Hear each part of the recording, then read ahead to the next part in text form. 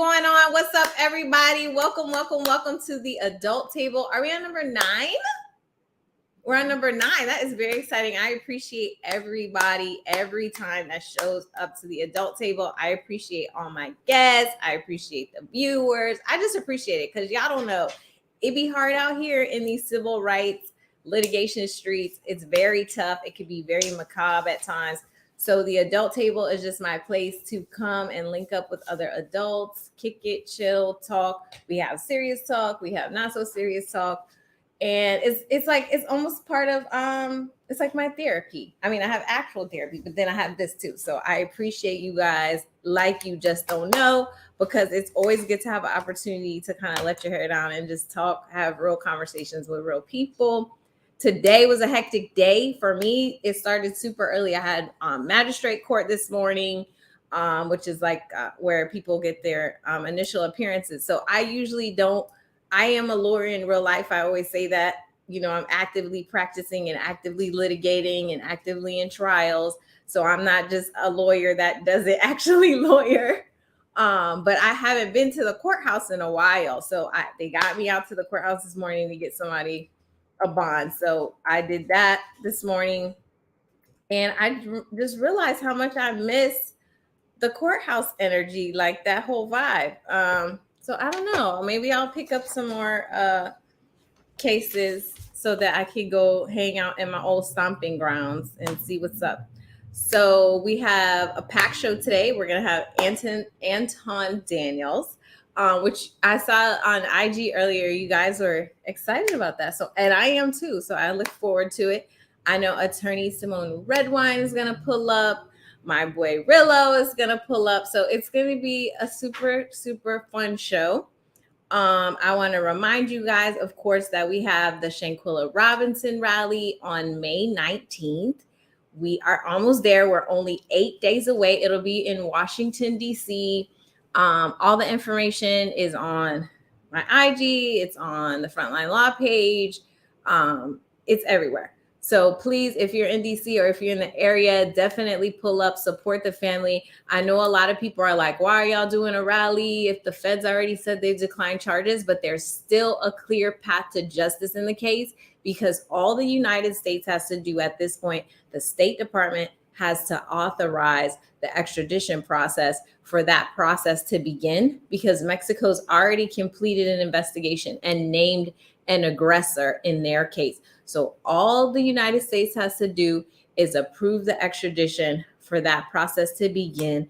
And then the person who the Mexican investigators named as the aggressor in the case, which we all know who it is because she's on the video beating Shanquella Robinson, will be extradited and be held accountable in Mexico. I also got a ton of DMs and a ton of messages and a ton of emails and calls to the office about why the feds did not charge who is being called the Cabo Six with Class H felonies for recording Shanquella Robinson while she didn't have her clothes on and things like that. So I just want to take a brief moment just to explain. Under the treaty between Mexico and the United States for extradition, the United States authority can charge a United States citizen for a crime committed outside of the United States. They can charge them in the United States. The only crime listed on the treaty is murder. So they can't charge battery, they can't charge robbery, they can't charge burglary, and they can't charge those felonies that were mentioned. So the issue is, because they're declining murder, homicide charges, they cannot charge anything. Why they're declining murder charges when there's a video that shows it, I don't know. Obviously we don't agree with that. And the feds are currently telling me and the family directly when we're requesting the investigative documents that the case is still open, but they have declined charges. Apparently they haven't translated all the documents from Mexico yet, which I don't know how they get to the end of determining they're going to decline charges without fully translating the documents. That's not how I would run an investigation, but hey, Janet Jenkins, hey, April Gaines, hey, Norman, who is the guest? We have 3 guests. So I appreciate everybody who's in the chat. Make sure you like and subscribe. I'm still working on my getting people to do that, and saying that all the time is very awkward because usually I just want to talk. I don't want to be saying that. So I'll get used to it. But I appreciate everybody who reaches out and, is supporting the family and is supporting having accurate information put out there. And in that vein, I'm going to bring in my first guest, Anton Daniels, because he has shared accurate information on his platform about the case. And we did have an interview together recently. So I'm excited to have him on. Anton Daniels, the business coach, the influencer, the black man, more than just a beard. Anton Daniels in the building. What's going on, love? How you doing? What is something, Anton, before we talk more, but what is something you wish more people noticed about you or complimented you on? Because I know you have the thing about more than just a beard. I don't, honestly. I was telling somebody earlier that I enjoy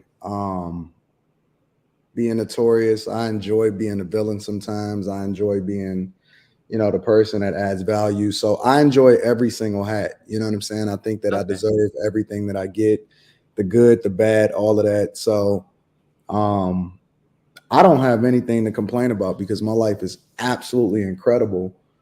But I think that more importantly, I think that people should more or less recognize some of the things that I stand for with regard to how it is that I live my life, because I live my life like an open book. And then in that way, they can actually take out of what it is that they like from me and then throw away the rest so that they can actually use it to benefit themselves. You know what I'm saying? Because the goal ultimately is just to pour into people. It's not necessarily to be heralded. It's not to be celebrated. That happens when you die. You know what I'm saying? I think the biggest thing is just adding value into people's lives. And I think if people took some of the things that I actually stand for with regard to how I live my life, and that could be anything, right? That could be, how I treat people in real life, the value that I add to people, failing forward, and then using that to ultimately become successful or in any way, shape, or form. I think that they could benefit greatly by learning, from some of the hard lessons that I had to go through in order to become successful. So that's probably the biggest thing. But other than that, I enjoy being a bad boy. So well, I mean, so you're saying you feel like you wish people focus more on the lessons and the things that you're trying to teach, as opposed to focusing on the red pill thing and all that stuff. I think that communication is 90% body language and 10% of what you say, right? So by the time I'm saying it and by the time that I'm communicating it to you, I've already done it, or my life is a reflection of it, right? And so what I'm saying is really just the cherry on top.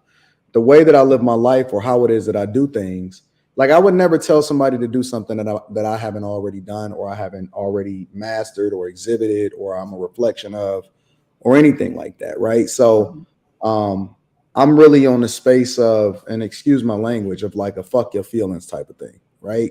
My focus is on getting down to the bottom of things, making sure that you're successful, and I'm results oriented. I don't care how I get there.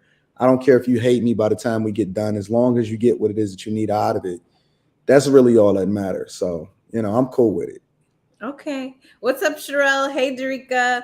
I appreciate everybody that's in the chat that's liking and sharing. Okay. Well, this is an important question I ask everybody, and I might be aging myself by asking this question, but it's an important question. You look great, by the way. Thank you. I appreciate it. The chat said that you brought out the Versace hoodie for me. Oh, that's what I rock. That's my glasses. This is me. And I was like, oh, okay. Well, if it wasn't for me, I mean, it looks great. You look great. Your lighting is great. Everything looks good. I appreciate that. Biggie or Tupac? Big all day long. Okay. All day long. You want to know why? Yes, of course. All right. So I say that because Big had no misses. He had basically three masterpieces. He had the greatest album of all time, in Life After Death. And Big capitalized off the fact that he didn't have anything that he can lean on in order to try to grab the audience. He had to use his charisma. He had to use the things that other people that Pac inherently had. Pac had the good looks. Pac had the charisma. Pac had the ladies. Pac had all of that, right? But Big didn't have none of that. All Big had was a lazy eye I and don't hard know. work. Biggie was Jamaican, and But so but he didn't have what we in America. You know what I'm saying? They say that you got to be marketable to the ladies and all of that other type of stuff. Big was just like, yo, I'm me, accept it for what it is, and I'm still gonna kill the game. And so for me, Big had no misses. He had the greatest album, possibly the greatest album of all time. Pac was more influential in my life, but as I got older, I realized that the lessons that I wanted to take from it was really more related to Big. So I got to go with Big over Pac. because 10 crack commandments. I mean, Correct. Listen, I didn't have much to say about that because I am also Team Biggie. So everything That's dope. That's accurate and agree. I say it every week. So, Biggie all the way. Yeah. And which, Biggie and Tupac had a big beef, or it was promoted in Well, see, it was only one-sided though, because Big they had a beef. He thought that they was friends. You know Well, what that's what I feel like we learned later, but I feel like Source Magazine and Vibe Magazine and all them at the time, damn, I'm old, was making it seem like there was East Coast, West Coast beef. But see, that's the thing. Big didn't get into that. He was more focused on the money. Pac was easily influenced. Big was focused on getting to the bag. That's why I like Big more. He wasn't getting caught up in none of the nonsense. He was focused on the results. Pac was easily influenced. Whoever it was that he was around. Listen, I'm not going to go too far into it because I know it's a lot of Pac fans out there. But whoever it was that he was around at the time, that's what he was. If he was around Digital Underground, he was doing hip hop dances. If he was around the Outlaws, he was a thug. If he was around Suge Knight and him, all of a sudden he was stomping people out in Vegas. So, I don't like those type of people. I like the type of people that actually is steadfast. They stand on what it is that they said from the beginning, and they keep it moving. They about that bag. And the reason why it just so happens that there's another famous beef that was fraudulent.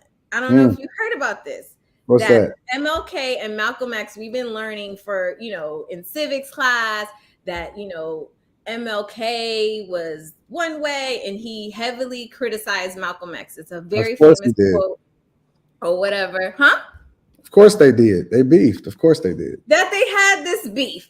And so it's been discovered that the most famous quote there is that Martin Luther King supposedly said to criticize Malcolm X. It's just not true. Like it was never said. Alex Haley did the interview, which already just hearing Alex Haley's name, I get traumatized because again, dating myself in high school, we had to watch Roots. I don't understand why. And I'm in Florida. If you're watching this, while you're banning things, can you ban the Roots thing? Because I don't know why they subjected us to watch. I never watched it. I refuse. Roots is crazy. I was like, why are we watching this? And I remember after we would watch it, there would always be these race wars and beef in school. Because I would be like, why are we watching this? But anyway, I never watched it. I won't go too far off track. Alex Haley did an interview for Playboy magazine with Martin Luther King. Yes, I get it. It sounds crazy, but let's picture that Playboy magazine is Vlad or whatever at the time. So he does this interview. A recent author basically reviewed the transcript of the interview, and this quote that Alex Haley put in the article saying that Martin Luther King said that Malcolm X used fiery demagogic oratory and that he made a divide between the ghettos and stuff like that. That's nowhere in the transcript. That Martin Luther King never said that about Malcolm X. That it was taken out of context. And I don't see why it would matter though.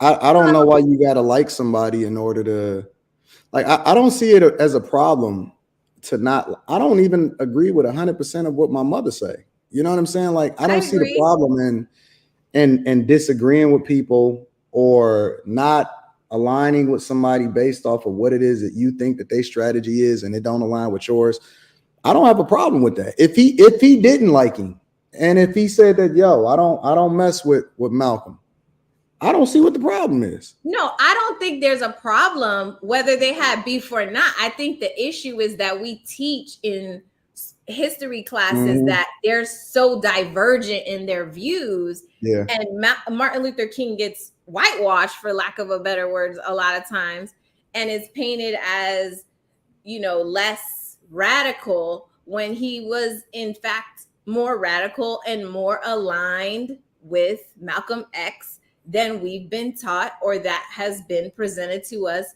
by articles such as this one. So the only reason why I brought it up with the Biggie and Tupac thing, because I feel like that was kind of that beef. It was like it was blown up into something more than what it really was. So I'm like, dang, so we gonna find out that Malcolm and Martin really was homies. They was cool and they was on the same page, but we're always taught they're so divergent because we want to, I think mainstream media and history and culture, now embraces MLK in a certain way, certain things. Well, the interesting thing about that is that, and doesn't embrace Malcolm X in the same way, which, by the way, his birthday is May 19th, where we're going to the rally in DC for Shanquella Robinson. The interesting thing about that, though, is if you look back in history and you really, really study their lives, a lot of Black people didn't like Martin Luther King at the time, right? What we see today is completely different than how it is that he was treated at the time that he was alive, right? And so, in addition to that, I think that in most instances, what you see is the divide between people often happens in outside sources and outside, verbiage. It's not necessarily a reflection of how those individuals see each other, but usually it's always a third party or multiple different people that contribute into the conversation that ultimately create that divide, whether it was real or not. And it's not really a reflection of how they initially felt about each other anyway. So it's no different than it is today. And it's still happening every single day. The beef that most people have is often manufactured or is instigated by people that don't even have nothing to do with what it is that they had going on at that time in the first place. So it's interesting to hear that, though. Divergent. What does divergent just means they had different views. Like it's promoted that Malcolm X is like militant and Martin Luther King is like kumbaya, everybody. Yeah. And they were more aligned than we've been taught. He was open to more radical ideas. And I say this all the time to other people in the space, civil rights space, Ben and Lee and Chris and all of us, when we're talking, I'm like, listen, we're just the lawyers. Like, we are not the whole shit. Like, we're literally just. Y'all catch a bad rap yourselves. Oh. Matter of fact, listen, y'all let me tell you something. Y'all can't have no life outside of being a lawyer. You have to maintain your professionalism. Don't say anything wild on Instagram and nothing like that. Y'all can't market yourselves any differently. Y'all are held to a much higher standard, and y'all not even really supposed to be human. Like, y'all supposed to be. There it is. Yeah. So, y'all go through it a lot too. Y'all get stereotyped. You ain't supposed to have no life, the whole 9 yards. So I feel sorry for you guys. You guys got it bad. Y'all got it really, really bad. It can be crazy, but that's why, I don't even remember how long ago, probably 2016 or 2015. When I was like, everybody's like, you should go on this thing, Instagram, whatever. I was like, I don't want to go on there and just be a lawyer, just be like lawyering and whatever. Yeah. I don't want to do that because there's so much more, to my personality and other things that I do and work on and care about and passionate about outside of the law. And so that's why my Instagram is not just a lawyer and it just stayed like that. But you're absolutely right. We catch hell. If you go outside, if you do anything, you catch hell. Like, people are just waiting for something to say constantly, which is why that's the nature of people, though. Oh, absolutely. And that's why for a long, long, long, long time, I've talked about this story before, but me and Ben had an argument on national TV at an interview, but no one knew we were arguing because we were talking like this. And he was saying, I want you to make a statement because I come, prep the families, work with the lawyers, a lot of behind the scenes stuff, Yeah. not like going on camera and talking for the press conferences. Cause I was like, I don't want to do that. I don't want nobody picking at me. I have very thick skin. I don't have a problem, but I don't feel like being the face of the movement. Hey, Nicole, I don't feel like doing none of that. I'm going to be over here. If you need me, I'm a phone call away. And the argument was that I didn't want to make a statement behind. I think he spoke. I think Reverend Al spoke. Lee Merritt spoke. Ahmad's mother spoke. This is right before the verdict. And then he was like, okay, your turn. And I was like, what else do I have to say? Y'all, he better be guilty. What? I don't need to say nothing else. Listen, you got to speak. Listen, every opportunity that you can. And I know this is going to fly in the face of what people suggest. But let me tell you something. Every opportunity that you can, you create that visibility for yourself. Even in the most difficult situations, even when it's like you want to create that visibility for yourself because you are the brand. And I think that you need to stand out. You need to show yourself. You need to be more verbal. You need to be more in front of the camera and market yourself as much as you possibly can. I think you should get that visibility. I think so. That was the exact argument. And then I promise you, Tamika came to me, hey, VJ from around the way, and was like, yo, we about to do this Shanquella stuff. I was like, listen, I'm not going to take the normal lawyer tack and sit here and keep writing these people letters and calling on their phone. I'm going to just go to Mexico. Everybody was like, you going to do what? I was like, yeah, I'm gonna just go. I'm going to go to Mexico. I'm going to talk and I'm going to see, like, can we figure out what's going on? And, after that, we had to do our press conferences and stuff. And it's very natural for me in that setting just because, I am an advocate. I do have to speak in court. It's not like I have an issue with public speaking. It more had to do with me feeling like my value in a high profile case is more behind the scenes. Yep. But sure enough, we did the press conference and here came the, oh my God, why is she doing this? Why she said that? I think I said it's all good. All negative and positive feedback is positive feedback. Listen, if you use it correctly.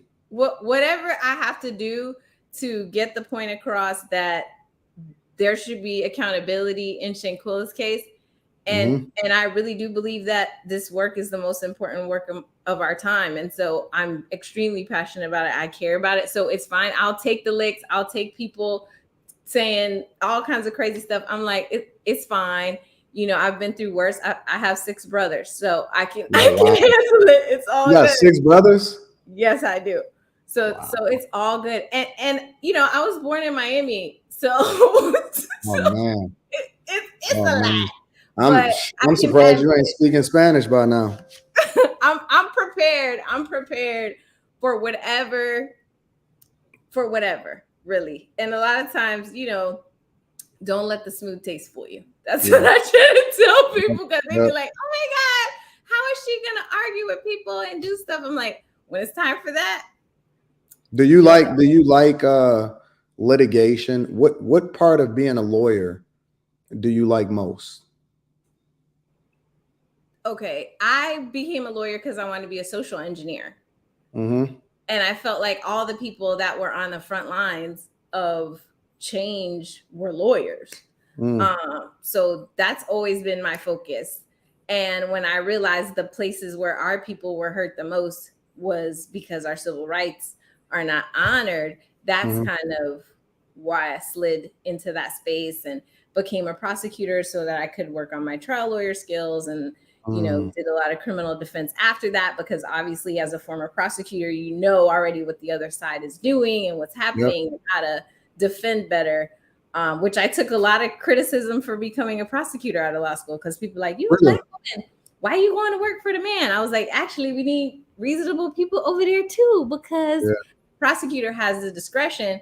PD, public defender or defense attorney, a lot of times is in the client's already in triage. They've already been charged. So now you're trying to defend as opposed to having the discretion to be like, you know what? I think Ray and them was just out there with their bikes. I don't know if this was loitering. But it's difficult for you though, because if you get the results that the people are requiring from you, that was something that they expected from you, right? But if you're a prosecutor, for example, and it's not a reflection of what the general public wants as far as from a cultural, right? Somebody gets prosecuted that they don't necessarily care for, or that was somebody else's homeboy, and it's free to guys and all of this other type of stuff, then it's like, if you do good, you were supposed to do that. But if you do something that's completely different than what the general public wants for you, then it's damned if you do or damned if you don't, right? And so you kind of stuck between a rock and a hard place by being a successful woman.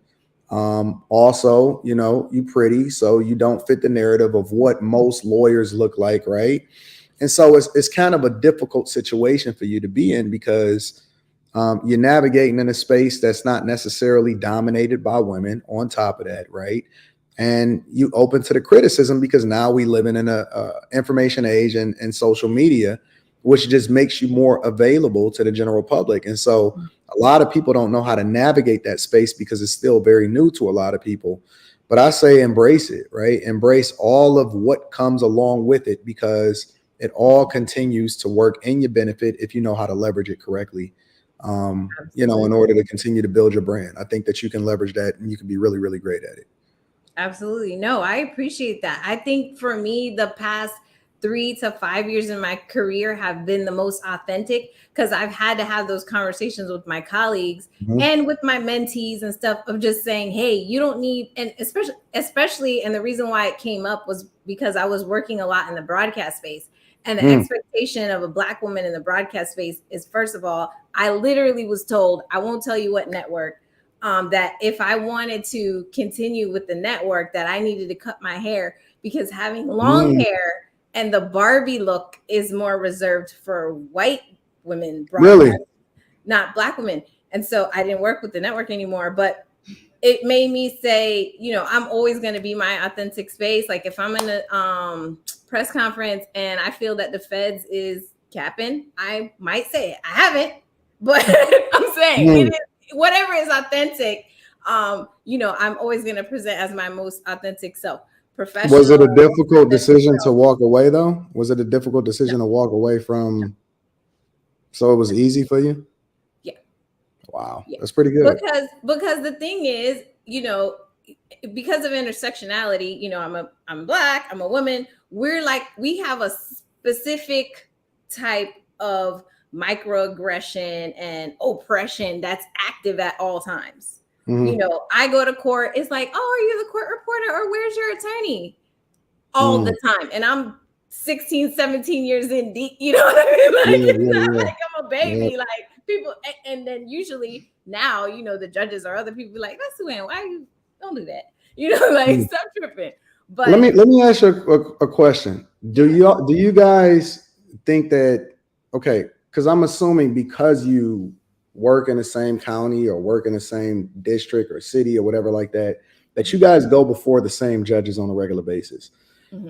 Does that relationship, in your opinion, maybe not necessarily with you, but just in general, does the relationship that you guys build with the judges, does that affect or influence what happens in a lot of these cases? Or, you know, do you think that it's ever a bias with regard to a judge or anything like that because of the familiarity or somebody being able to be more connected with a specific judge or something like that? Do you think that affects the outcome of some of the things that happen across the United States in a lot of these cases? I think just like any profession, your reputation is everything, but it's even more in our profession because we don't have a commodity. Our commodity is our time. So it's your time and your reputation. That's all you have. So if you have go into a courtroom and a judge knows from other judges, oh, this person's always late, or they're unprofessional, or they're going to argue things that are unreasonable or whatever, then that reputation is going to affect your client. If you go into a courtroom, for me, a lot of times, especially now being, you know, this is my 17th year of practice, the judges, people that are judges now are people that were my trial partners, people that I worked with, where I've had trials against, so they've seen that I don't play. You know, so when I come into the courtroom, I come into the courtroom with my reputation. Like people are like, oh, okay, if she's pulling up or she's filing a motion or whatever, then it comes with a certain gravitas that wouldn't have happened, 17 years ago. My client is gonna benefit from that as well. And that's the reason why now in my person, I don't take every single case. I don't work on every single case. You're not gonna see me out on every single case, because I know that, my reputation is following the case and the client. So I won't do that. But I absolutely think that the relationship can either benefit the client or it can hurt the client. Because if you have a bad relationship, if it's a judge that you used to work with and they know you lazy because but a client doesn't know what your relationship is or what your reputation is with your peers. Exactly. Man. And it really starts in law school. And I tell, whenever I have to go to law schools and speak, I'm like, look around, because these are the people that are going to be getting you jobs, turning you down for jobs, appointing you to the bench, not appointing you to the bench, giving you referrals or not giving you referrals. So from now, it starts from right now as a law student, because I know people that even when Ketanji Brown Jackson was being appointed to the bench, you saw classmates of hers from Harvard who was still mad that they didn't make law review and were taking it out of her that's pretty crazy. And it's funny because I'm trying to figure out, how does she even get that level of visibility to then be nominated all the way up? You know what I'm saying? That high. Because Miami. Man, period. That's crazy. I mean, because it's so wild. They asked if Mexico has a treaty with the U.S. for prosecution. Yes. The U.S. does have a treaty with Mexico. It was signed in 1970. And the U.S. can prosecute U.S. citizens who commit murder in Mexico. They can be prosecuted here for that. But only for murder specifically, though, right? Yes. But listen, the feds don't have no problem finding no charges. And I don't want to say fined, okay? Because there's a big statute book. I have a lot of them here in the office, okay? Yeah. There's some statutes. There's some things that were part of the activity, the use of cell phones. There's a group chat on WhatsApp. There's things, okay? They're able to pull all that information, huh? Well, if they were investigating properly, they should have that information, but remains to be seen, since we cannot get the investigatory documents because the case is still open. That's pretty crazy. Yeah. I mean, I get it. I've seen it in other cases where they'll say that the case is open until all of us pass away. And then the next iteration of us is like, 20 years ago, there was this case and it's just been released, these files. And oh my God, they never even asked the Cabo 6-1 damn question, you know. But my promise to the family is we're not going to do that. We're not going to let them do that. We are not. I mean, but that's got to be a difficult space for you to be in, though, because, you're so passionate about what it is that you're doing, especially with regard to Shanquella Robinson. But then at the same time, it's almost like an expectation that you create for yourself. And it's not even entirely in your hands, because you have to depend on the federal government or the Biden administration or the FBI to do what it is that you expecting for them to do, not based off of how well you do your job, but based off of how well they do their job in order to seek justice for the family. It's a difficult space for you to be in, as a person that is advocating for the justice and in a position that you're in as far as professionally.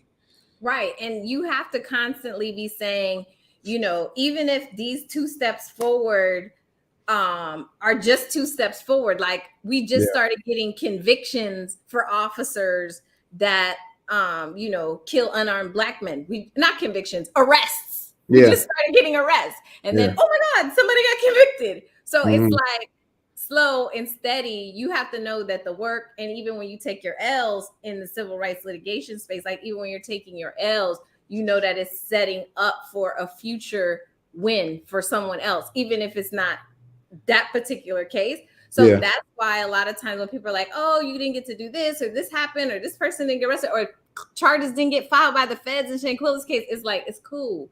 It's levels. You know what I'm saying? We need you to, we need It's the people's movement, obviously. And so we need the people to stay focused on progress as opposed to what's not happening. We need you to focus on what is happening and keeping, the momentum forward. So that's really the most important thing. And what makes it the most important work of our time is because it's really not for us today, all the things that we're doing, even with Shanquella's case, it is about her for me because she's my client, her family's my client, but it's about saying, listen, we're not going to have Black women go out of town on vacation and be returned in a box and then nothing happens. That's for us, that's for future generations to be able to know that, hey, if something does happen to me, if a crime is committed against me, it's going to have the same priority and the government is going to be as committed to something happening to me as anybody else. Wow.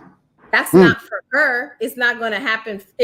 Listen, I got to go out of town this weekend. You know what I mean? Like anything can happen. But I want to make sure that for future generations, we have this situation resolved. So if I have to write 100 letters, go to DC 100 times, meet with Biden, meet with the administration, and be like, y'all really don't get it. Really? Yeah. Then that's what it is. That's what it is. Let me bring in Cirillo, fellow FAMUan. What's going on? The man, the myth, the legend. Yeah, what's going on? We're real friends now, so I'm excited about that because we've only been friends online. That's right. True friends, not real friends. Appreciate you having me on. And what's good, bro? Shout out to What's going on, bro? Family. The whole family, man. It's funny because me, Sue, and April and CJ, some folks you may or may not know, but we've been really behind the scenes trying to get another show going. Yes! But I'm glad to be here for this show and join y'all on this good old what was it, Thursday night?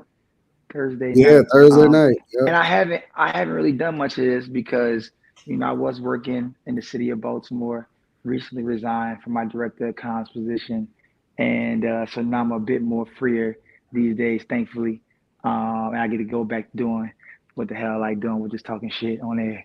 So, no, you be speaking to the people. You be spreading the truth. We appreciate you, Rillo. We really do. And he can grill some wings. I heard. Oh, I mean, I do a little more than that, but yeah, I mean, that's one of the things. You know what I mean? Don't you have an event where you have to like grill thousands of pounds of food? Oh yeah. Brown looking chicken, man. If y'all in we're gonna try and have it in Baltimore this year. So if y'all in Baltimore, y'all should definitely come out. Come vibe, man. Brown looking chicken is gonna be the 6 years in existence. I think that folks that come around this time should expect that's pretty dope. A whole lot more, man. A whole lot more. So shout out to Brown looking chicken and all my cousins out there who've been investing their time, their energy, and love into the space, because that's real, man. It's hard to get folks to show up, 10 folks to show up to your shit. And I'm blessed to have people come out and show love in a real big way. And so I appreciate that. Salute. Yeah. That's dope. I can't go because if I'm anywhere having fun, that'll be a problem. But hey, look, I I'm gonna tell you, support it. No, look. I'm gonna tell you. Look, I got something for you too. So CBC weekend, September 20th. Mark your calendars. We coming back with our second official Congressional Black Caucus annual legislative conference 2023 with our dear brother Rep. Andre Carson from Indiana. You know what I mean? So he's gonna be up there. By the way, y'all, this is the celebration of 50 years of hip hop. So that means that if you coming in, are you a hip hop head? Come on, man. So September 20th is gonna be live, y'all. So if y'all coming, you a hip hop head, huh? Yeah, man. I do a little. I don't believe you. I don't believe you. I tell you what, though. We're not doing the freestyles tonight, okay? I tell you, we're not doing the freestyles tonight. That's another show. All right. We ain't gonna do it. But I tell you what, doesn't know, and I don't even remember if Rillo was there during COVID. Me and Lee Merritt and Timothy Welbeck, who's not on tonight, had Freestyle Fridays for the lawyers, the civil rights edition. Oh, word.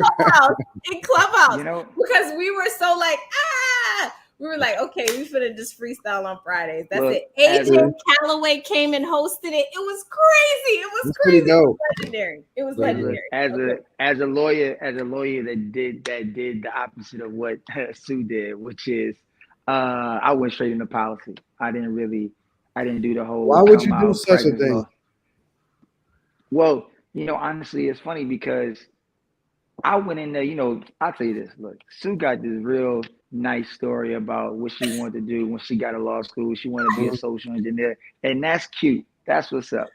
Oh, it's I cute went now. in. Okay. I went in because I wanted to make bread. Like nobody in my family had no terminal degrees. I wanted to do something. I just felt like, hey, like there's gonna be something I'm gonna do. I didn't know Right. exactly what I want to do with it, but I know I want to make money. I mean, it was an Mhm. avenue for me to make money, and it's always gonna be. And I'm a hustler at heart, so I was just like, you know what? It's a hustle kind of gig. I can get with Mhm. that, and so I'll try to find a way to parlay my degree into some kind of profession. And it went from like sports entertainment law. And when I always tell the story because a brother that was a former president of the Black Law Student Association came to my school and he invited me to CBC.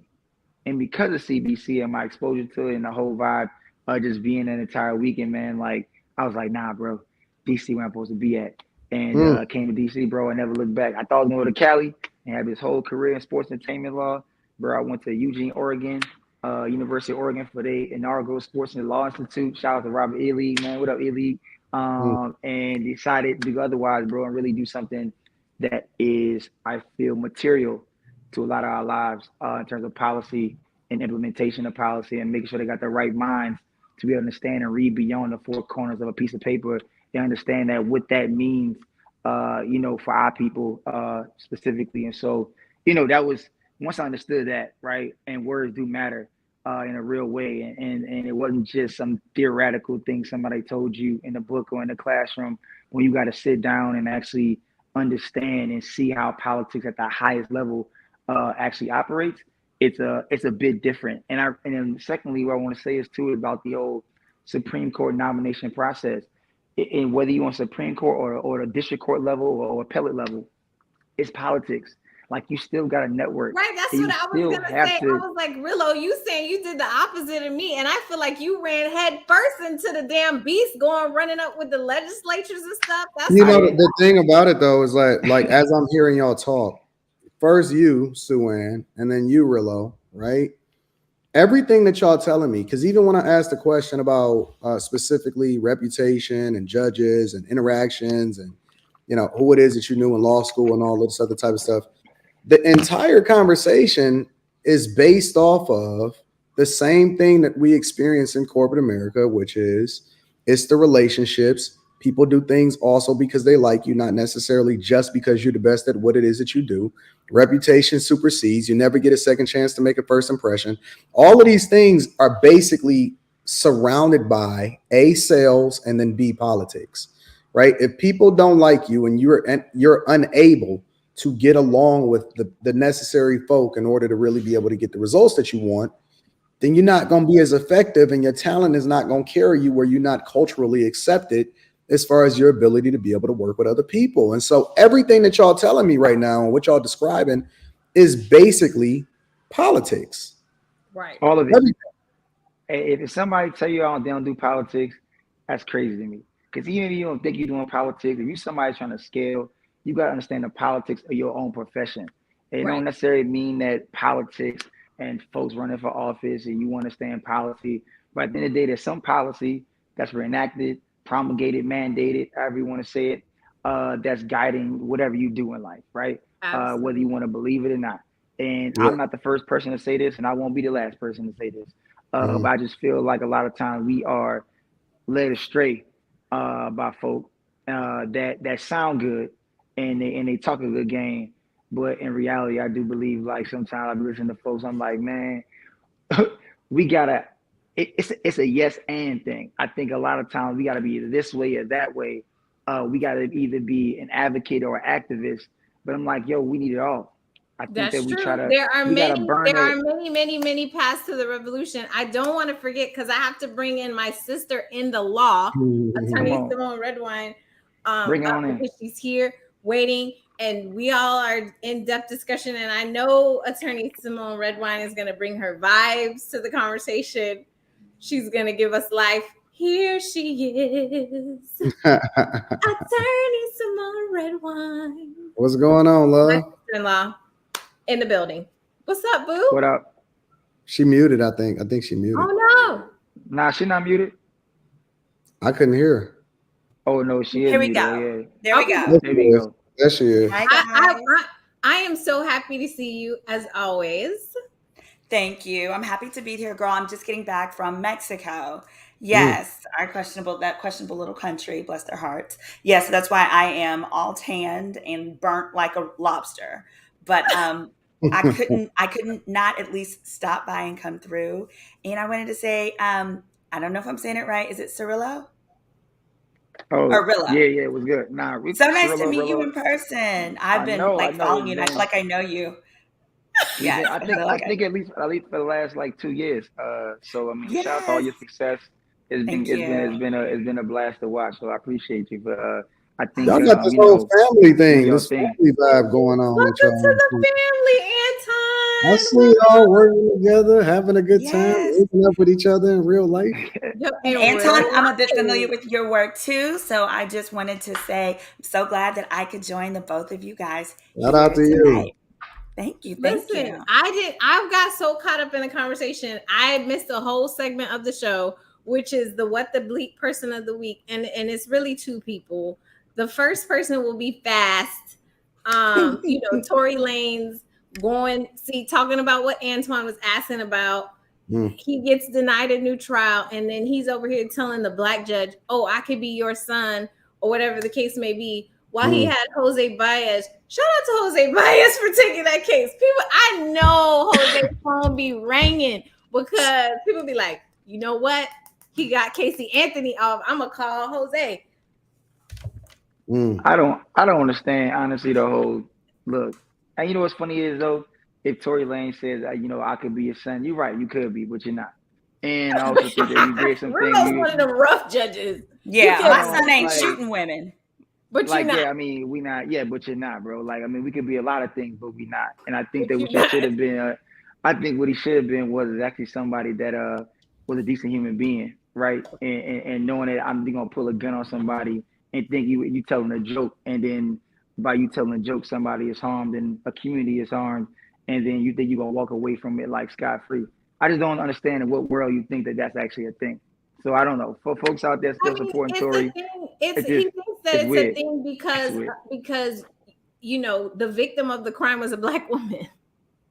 And so therefore he's like, what's the big deal? I don't get it. Because I'm a black man, it's a black woman, you know what I'm saying? It's all family. I should just be let go. Like, no, bro. You gotta sit down.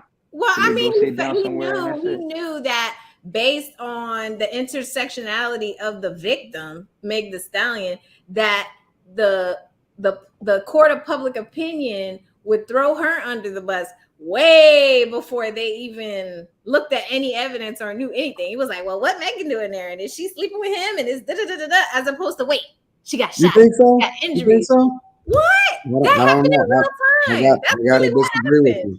I gotta disagree with you on that one. People are really doubting her story and saying like it's something else. Well, before they ever even went to trial, I seen her doing an interview with Gayle King. Correct. Right? Like, and what did she say? Well, here's the thing though. After she did the interview with Gayle King for Tory Lanez, it was guilty until proven innocent. And so when you start to have the conversation and you look at it holistically, right? Because what it was that came out during a trial was completely different than what it is that she communicated to Gayle King, right? She volunteered the information. When Gayle asked her the question and said, yo, did y'all even have any kind of sexual relationship?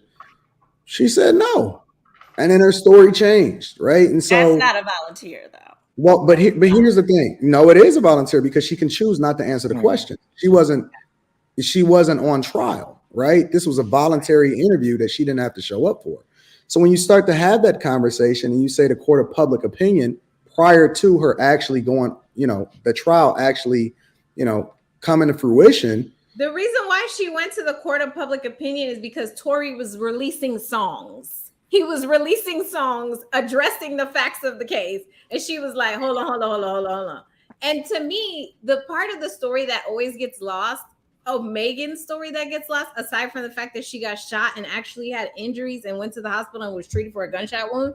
Aside from that, which is probably the most important part, she says, hey, when the incident first happened, because it was in the thick of the George Floyd protests and everything that was going on with black men and police and all this stuff, I lied because I didn't want Tory to be, swept up in that. I was protecting a black I don't believe her. Okay. I don't believe her even a little bit. Because, here's the thing. A lie is a lie.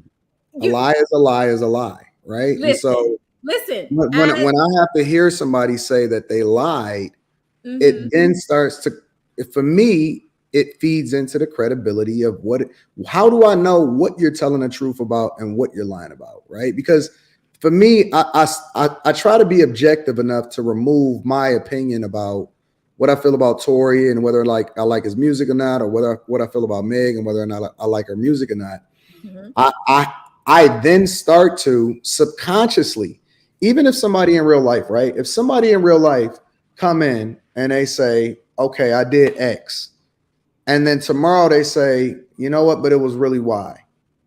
And the only reason that they telling me that is Y is because I caught them in a lie of X. Then I have to start questioning every single thing that happened prior to that. And I'm trying to figure out, okay, what else did they lie about? Because the credibility of the problem is at the end of the day, she actually had an injury. So it's one thing if you want to say how steps in the process were inaccurate, but the problem is she really got shot.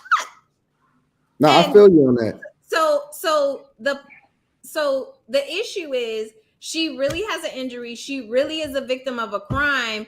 And she's telling her story as a victim of a crime. She's saying, look, I didn't want him to get in trouble. I wasn't even trying to do all this and have to come to Gayle King and have to go before the public and it's a problem. Involve my career. I wasn't trying to do that. But the reason why she has to do that is because of exactly what happens, which is the victim blaming, the victim shaming, the whatever. She's worrying about that instead of worrying about the fact that she's injured. Her first instinct. I don't believe it.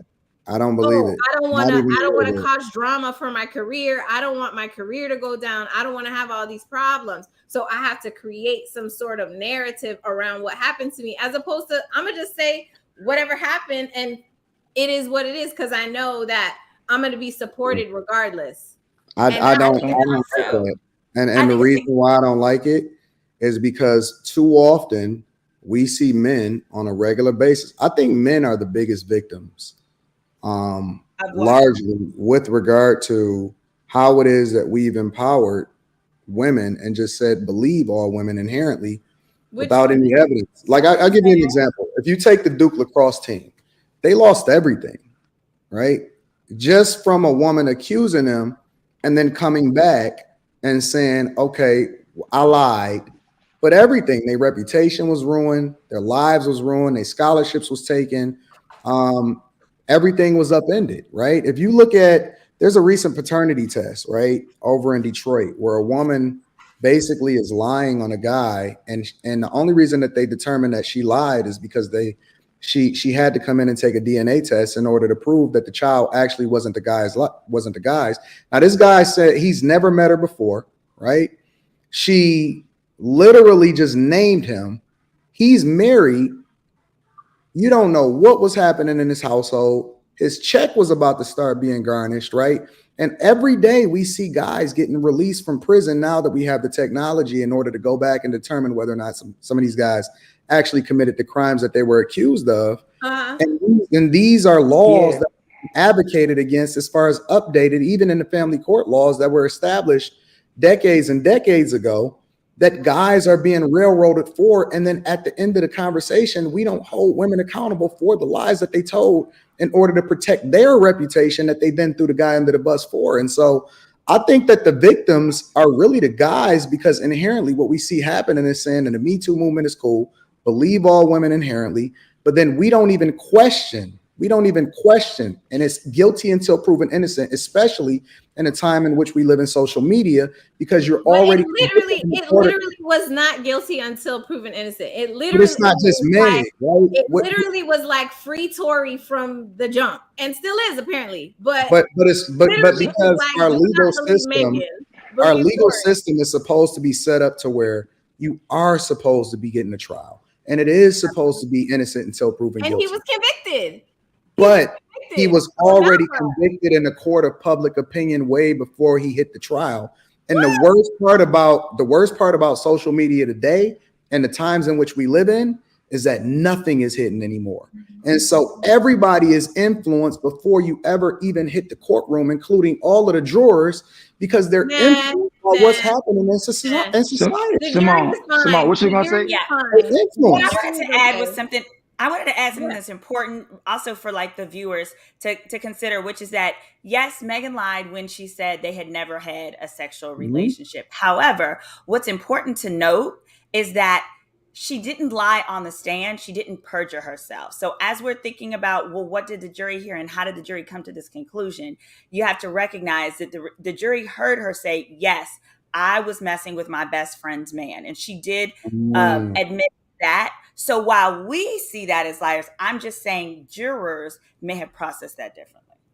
Yeah, because trust me, I've tried hundreds of jury trials, and the only thing Black people do when they come to jury duty is try to go home. And it's very irritating to me. I cannot say as an attorney, hey guys, we need you here because you have the life experience and to help us resolve this case between Ray Ray and Pookie. So can you please hang out? No, I can't do that. But I choose juries a lot, and Black people self-eliminate themselves. They say they got to go home. They got to take they need a diabetes medicine. They cannot be on the jury because they got to take care of these kids. I'm a teacher. I'll be in testing. I cannot be on the jury. And it boggles my mind because these are the same people who complain about the results of cases. They'll be like, oh, how come this person got locked up for 40 years and now they letting them out? And they knew it's like, because no one who had your life experience was looking at the facts of the case and was a judge of the facts, because during jury selection, you said that you needed to leave because your sugar was raised or you needed to do something else other than be there for your brother or your sister that you're now complaining, is locked up. So the jury thing is very sensitive. Do you think that people are biased? Because I constantly have to deal with Black people, African Americans sitting on jury panels and saying God told them they can't sit on a jury because of their religion. They can't judge other people when they're not judging anyone. They're judging facts of a case. So it has nothing to do with your religion. But do you think that people are inherently biased? So the people who are in the court of public opinion, the loudest, will never be on the jury anyway. Do you think that people are inherently biased? Of course. All people. Yeah, of course. That's natural. It's just based on your life experience. But when you're on a jury, what you're asked to do is put your bias aside and review the facts of the case and decide whether or not the facts of the case fit and whether or not the prosecutor has proven whatever they have to prove, whatever the crime is. I think that as great as our legal system is compared to other countries, I think that our legal system is inherently flawed, because I don't think that even though you can ask somebody to put away their bias, it's impossible. It's literally an impossible task to ask somebody to unprogram themselves and look at something objectively in order to determine the fate of another human being. I don't think it's possible. I don't think anybody can remove their bias.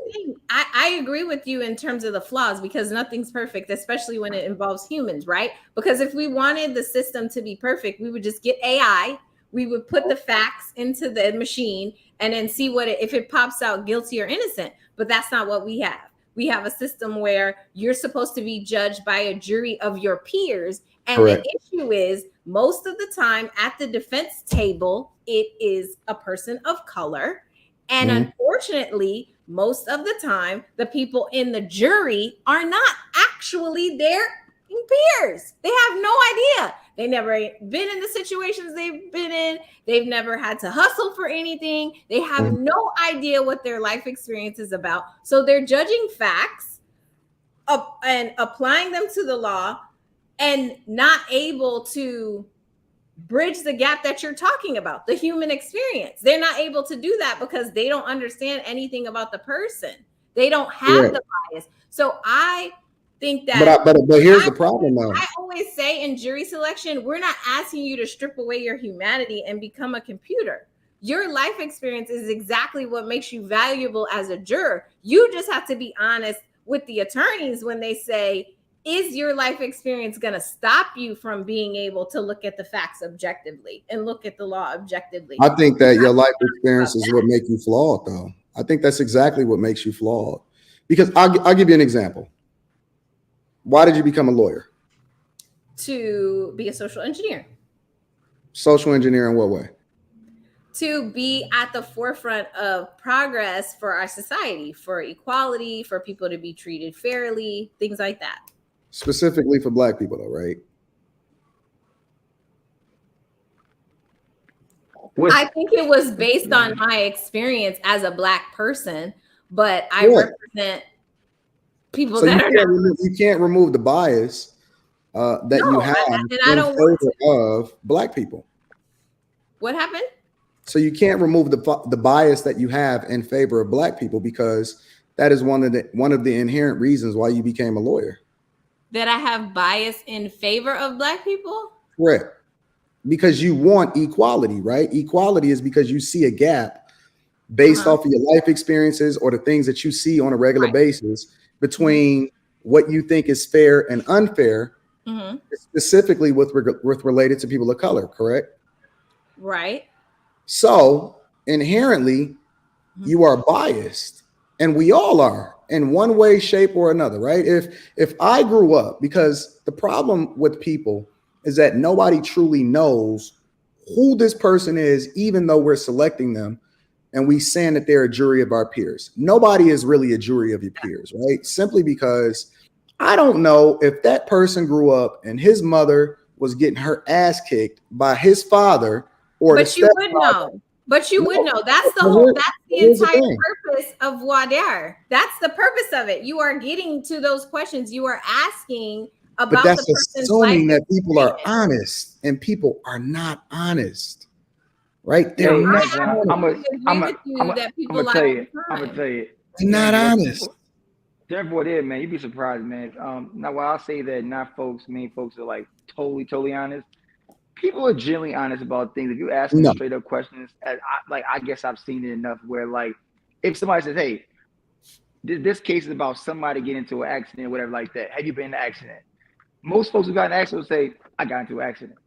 If you say this case is about somebody doing something like that, and you try to, it's almost like an outer to inner limit kind of like line of questioning and like what it is.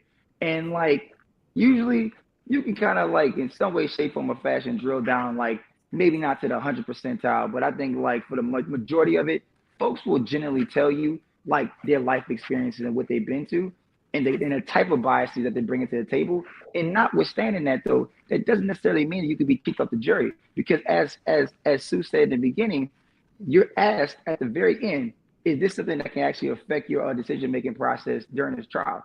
And if you answer in the affirmative, yes, it will, or no, it will not, and I can actually go forward without being biased, then we have to take that as true. And I think that a full circle moment back to the Tory Lanez case, though, is that all these cases have their own set of facts, right? And I don't want to get away from the actual set of facts we had in this particular case with Tory Lanez. I think it's undisputable that Tory Lanez was the actual trigger man, right? I think it's undisputable what the three eyewitnesses said that they saw that night. I said, now we can sit up here and talk about what Larry, Curly, and Mo may or may not have seen, but we don't have exculpatory evidence or refuting that testimony. Now, if somebody would have came forward and said, you know what though, Mo over there, that motherfucker, I ain't no way in the world he saw that, because I know what's out and I saw this too. But there was nothing in there really to actually like muddy the waters in this particular case. And it wasn't like Tory Lanez came forth. Bro, his team it was the first case I saw where they was just literally throwing stuff at the juror, hoping they actually like kind of like didn't see through the actual like, I guess deflections. But at the end, I think when it boiled down to it, all the public humiliation, all of the quote unquote lying beforehand, I think when they got down to it and the facts were laid out and they lined up to the elements were satisfied. What makes something a fact? It was the fact that he was convicted. Hold on, no. Because you saying that the facts are laid out, but everything that you just said is based off of the opinion or the assumption that all of these people are telling the truth. That's not a fact. I tell you that's their perspective. Listen, I see people every single day say their truth. What does that mean? What does it mean to say your truth? That's not a fact. A fact is something that both of us can agree on, can't be changed. And even your perspective of what you think happened is not a fact. It's based off of your perspective and your bias. And then often at times, listen, you can play a game of telephone and you can say a specific phrase and a specific word. And by the time it go around to 10 people, it's going to be completely different by the time that they recommunicate it back to you. Right? I agree with what you're saying. I agree with the theory of what you're saying. But if the issue is in a jury trial, there's always going to be evidence that's only a eyewitness testimony. So if what you were saying was true and followed through the system, then no one who was robbed or raped or a crime committed against them where there isn't a camera, you wouldn't be able to prosecute, because you would be like, well, there's no camera there, so we can't go forward with the case. But you would know, that your grandmother or your mom or your sister or whoever is like, this is what happened to me.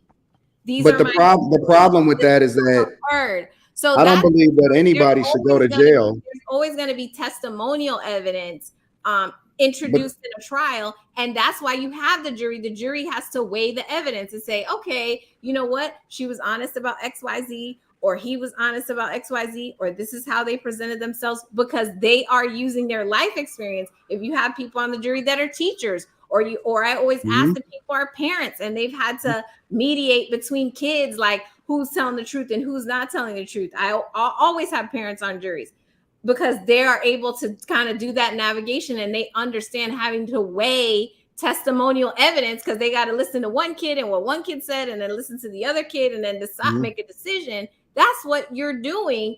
It's not kids, but there's always testimonial evidence. And then the idea is that the prosecution, the state, is supposed to have corroborating evidence, other witnesses, video evidence, if it's possible, DNA evidence, if it's possible.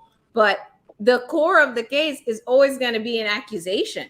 That's always going to be the start. And then there's always going to be testimonial evidence. That's what they're sitting there doing. They're testifying. But the problem is that testimonial evidence alone should not be the core by which somebody determines whether or not somebody should have to spend their life or even several years paying for something. And this is why we see so many people. Tory's DNA on the gun. Not that I feel like getting because into Tory's thing. But see, y'all missing it is because this is bigger than Tory Lanez. I agree. The thing that I'm introducing into this conversation is there's factors that we're not considering that is influencing what happens. And one of them is social media, and another one is the court of public opinion, in which we are not trying to add that into the conversation as a factor. And then we're starting to lean on how it is that we've always done things based off of what happened in yesteryear.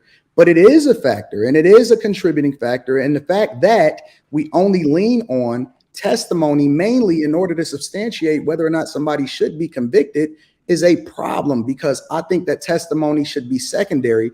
As a matter of fact, it should be complementary in addition to the evidence, considering that we have so much technology and we have to take into consideration the court of Anton, that's very unreasonable. Hold on. Crimes occur all the time, and there's only eyewitnesses. So and the problem with that is that people are fallible. And I would never personally ever put somebody in a position to where I would make them go to jail for the rest of their life with the possibility, even a small possibility, that they did not commit the crime, because I see too many people, especially participating with the Innocence Project today that are being released from prison that didn't even do the crime. And they spending decades and decades in jail. And we see people being thrown under the jail when their life is completely ruined and we don't have a respawn moment, right? This is not a video game. They don't get a second opportunity to be able to come back and say, I'm not advocating for wrongful convictions. I'm saying, obviously, I participated in 2 seasons of a show called Wrong Man, where we got people who were saying, people send in letters every day to the firm. I get hundreds and hundreds of letters, people saying I'm innocent, I didn't do it. We review the cases. We reviewed the cases on the show, and we exonerated people on the show. So I don't want anything I'm saying to be construed as me saying I think that the system is perfect and that people are not wrongfully convicted all the time. What I'm saying is that there's always going to be testimonial evidence in a case, that the idea is that the jury is supposed to weigh that testimonial evidence, and the time and the place that it goes down for the attorneys to decide, are these people going to be able to weigh this, is in voir dire, because you're not going to have someone who's the victim of domestic violence, somebody who's had certain experiences in a case where they're dealing with that exact thing, because then they're going to have that bias. And that's what you ask in voir dire. Is this going to affect you? Are you going to be able to look at the facts of the case and judge the facts of the case and apply the law? So that's all I'm saying. Like I said, I absolutely participated in a whole series about wrongful conviction and exonerating people based on touch DNA, which, you know, our generation loves DNA, but it really is, you know, there's a lot of problems with that based on tool marks and tire marks and footprints and all kinds of things. So I deeply understand things that are improper and wrong in the law. My issue with the particular case that we're talking about with very specific facts are that there's pieces of the story that are overlooked. I'm not saying there weren't people that were Team Megan and people that were Team Tory, or that Tory should go to jail for the 20 years that he's facing. I don't think that either. I think they should honestly be asking Megan, you know, what she thinks. And as a former prosecutor, that's always what I took into the courtroom during sentencing. To the extent that we would get to sentencing, it would be, what does the victim want? And sometimes you have victims that say, listen, you know, I don't think they should go to jail. I think they should be on probation, or I think they should go to therapy, or I think they should have to take anger management, or whatever the case may be. That's always taken into consideration by the judges and the prosecution. And sometimes you have people that say, listen, this person killed my family member, I want them to be under the jail. But I think the victim's thoughts and feelings about the case should be taken into consideration. And I think that people have to consider the fact that there was an injury, and notice there were no cameras inside of the Tory Lanez inside of that trial. So we're all functioning and going off of the reports. And I'm not saying they're wrong. I'm saying that we didn't actually see what the testimony was and how the jury was perceiving it. So we're getting all of that information in a different way. We're not getting it directly when we're making our judgments about, oh, well, she did this. But we don't even really know what the facts are then. What do you mean? We don't know what the facts are. You mean what was introduced to the jury? Listen, we don't know what we don't know. We don't know who was influenced by who. We don't know. Literally, there was a woman that came in, because we're only using testimony from several people. But there was a woman that came in that was allegedly, right? Because none of us was actually in the courtroom, that allegedly testified on behalf of Tory Lanez, that completely refuted what Megan said happened, not only what it is that she said happened prior to the case happening in the court of public opinion, but also what she said happened during the trial, right? But we're completely ignoring that part of the conversation in order to substantiate the idea that we think that he did something based off of testimony and no additional evidence to support it. And so what I'm saying is that I don't know whether he did it or not. How do you feel about the fact that Tory has not testified? I'm not going to ignore the fact that we all can agree that she's a liar. We know that for a fact. because she had two different stories based off of what it is that she communicated, not only in interviews, but also to the general public. And then what it is that she said on trial in order to not perjure herself. We know for a fact that she's a liar, but we don't know whether or not he really did anything because none of us actually have any evidence to support that. If Tory Lanez testified, right? And Tory Lanez was like, listen, I don't know what she's talking about. I was, seated in the passenger side of the vehicle the entire time. I have no idea what she's talking about. Matter of fact, I was asleep when all this happened. If he came and testified and said that to the jury, and then the rest of the facts were as they were saying, in terms of the eyewitnesses saying he's the one who shot the gun, and then the expert witness that came in and said they couldn't say his DNA wasn't on the gun or was on the gun. It was not, it couldn't be determined. Then what? Then what do you do? Because it's the same thing you're saying, because now Tory's testifying on his own behalf. It's only testimonial evidence. So do you say, okay, well, we believe Tory? I don't think that anybody should be convicted without 100% being sure that this is exactly what happened. I think that anytime that you have a question mark, we have to do better as a society, or somehow, some way do better as a justice system to actually be able to substantiate whether or not this is true or not. And I don't know if it takes more time in order to find more evidence. I don't know what that looks like. But I know one thing, I don't like people going to jail. And this is, for me, this isn't about Tory Lanez. This is about everybody that doesn't even have the visibility that Tory Lanez has. This is about the guy that gets accused of something and then he takes a plea deal because he's afraid in order to stand before a jury trial because he don't want to get football numbers, right? This is about regular everyday people that are afraid because they know that they're about to get that lawyer that got them slip-ons on, and he a public defender, and he's saying, listen, just cop the plea, because you know what I'm saying? He facing them football numbers and he don't want to get convicted, even though it's a possibility that he probably or might have not even been guilty of that in the first place, right? And so I see the flaws on the outside looking in, working with a lot of these guys of the justice system. I see the trumped up charges that I see get thrown at men on a regular basis in order to get them to cop the pleas, because they're throwing the book at them and they're facing life with the trumped up charges, and they're not trying to not see their kids or ever go home with the possibility of no parole. I see that on a regular basis. And so I am 100%. If we say that there's no bias to trumped up charges, I agree with you. I think the state overcharges people all the time.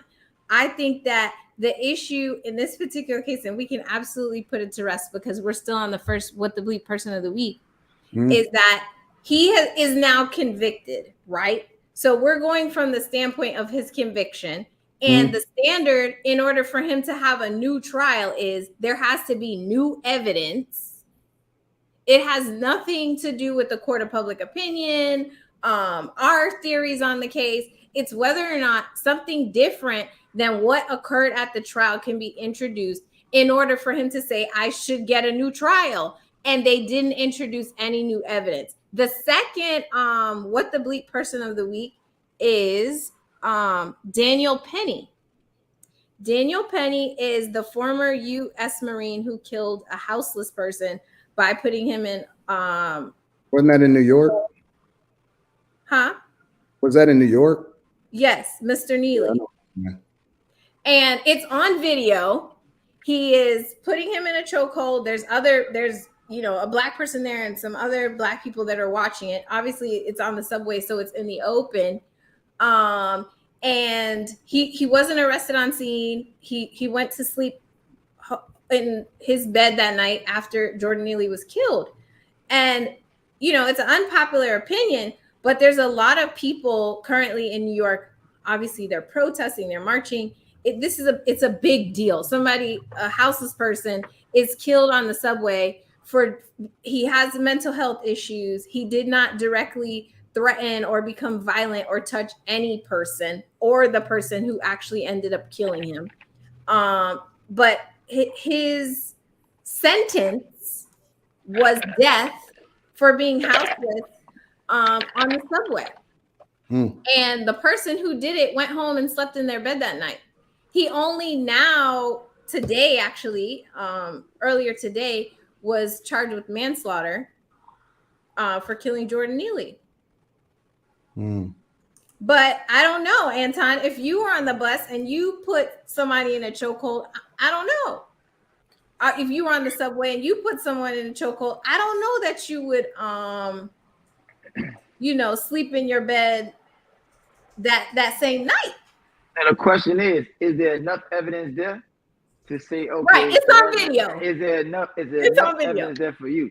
Because I mean, for me, it's like this. Like, I try to, as somebody who worked in like this, have done civil rights work, you know what I mean, and worked on trial, like, bro, I think everyone up on this panel can affirmatively say that this criminal justice system is inherently flawed. That's for sure. But I do believe that there are some folks that should be locked the hell up in jail. You know what I mean? And I think there are clear cases in which they should be. There are cases in which, look, and real quick on the Tory Lanez thing, I want to say this. If Tory had another thing to prove his innocence, I just want to say this because I feel like for everybody out there, man, still talking about this case because I'm tired of it. If Tory had a real thing that would exonerate him today, I guarantee you he'd already put forth the evidence right now. But then again, with all the resources. Go ahead. I'm sorry. Look, hold on. Look, we done heard you talk. What I'm saying okay, you're right. Look, all I'm saying is that with all the resources, you talked about his resources. If imagine the brother just had this, imagine the brother just had that. But imagine the brother that got all the resources and you still can't find a shred of evidence to say, hey, man, I want a motion for a new trial because I have this in my back pocket and I didn't put forward that. Right? And look, if he got it, brother, bring forward the evidence and we'll go ahead and relitigate the whole thing. We'll bring back Megan. We'll make her re-testify, all the witnesses and everybody, right? But if you don't, and if he doesn't, then it's a wrap for that. Now, we can talk about all the brothers and sisters who've been wrongly convicted right now, who dealing with the Innocent Project, who working with programs like Reform, right? Who caught up in the actual penal system with probation fines and stuff like that. We can talk about those things. But we can also about the fact that Tory Lanez is in fact guilty. Then we can say that and then move on. That's what I'm saying. Like I think we should look at this like as a this is going to be this and this is going to be that, and we're trying to like transpose these facts onto this case and what happened. Look, there are certain cases where people are just guilty and that's it. I mean, look, we went to the court of law, we've sifted through the evidence, the jury has weighed the facts, we've allowed both sides to put on their case in chief, and guess what? If you ain't got the evidence on your side, it ain't about the facts and time. You're right. It's about what you can prove. And if Tory Lanez can prove his innocence, then by God, brother, prove your innocence. But in this case here, he can't. And so we look forward to the sentencing of Tory Lanez, and we'll see you on the I'm side, surprised at you, Rillo. Why so? Because you're a lawyer, right? What about it? I didn't think that the evidence was supposed to be proving your innocence. I thought it was supposed to be proven. You're supposed to use the evidence in order to prove that you was guilty. What I'm saying is, though, that look, we know in this country, and I will flat out say it, bro. In this country, hold on. Let's not skip over that. You literally are showing your bias based off of how it is that I described the fallacy amongst people and their inherent ability in order to be able to see things objectively.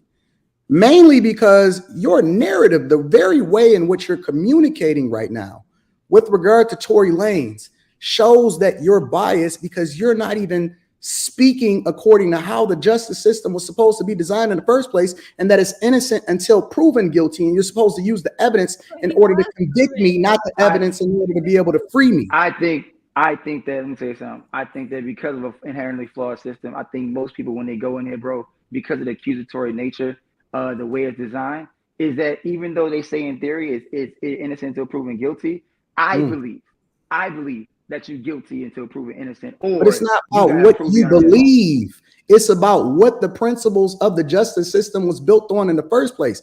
And this is you're literally a reflection of what it is that I'm communicating, because it's not about what you believe. It's about what the justice system is supposed to say. Hold on. He's proving my point. But you don't have to offer a defense. He's proving my point, though. You don't. It's not about what you think. It's about what the justice system is supposed to be and stand for. It's not about what I think. It's not about what you think. It's supposed to be innocent until proven guilty, not guilty until proven innocent. So it's not about how you feel or what you think. This is what I know is I know that he can't put forth any evidence to prove otherwise. That's what I know. That's what I know. Wild. This is wild. That's what I know. This is wild. You don't have to talk about him being innocent until proven guilty because we're outside of court. He's not proven guilty. Just because you're convicted. Hold on. So just because you're convicted don't mean that you were proven to be guilty. No, it doesn't, because words mean things. Wait. Just because somebody was convicted, and this is the whole reason behind the Innocence Project existing in the first place, don't mean that you were proven to be guilty.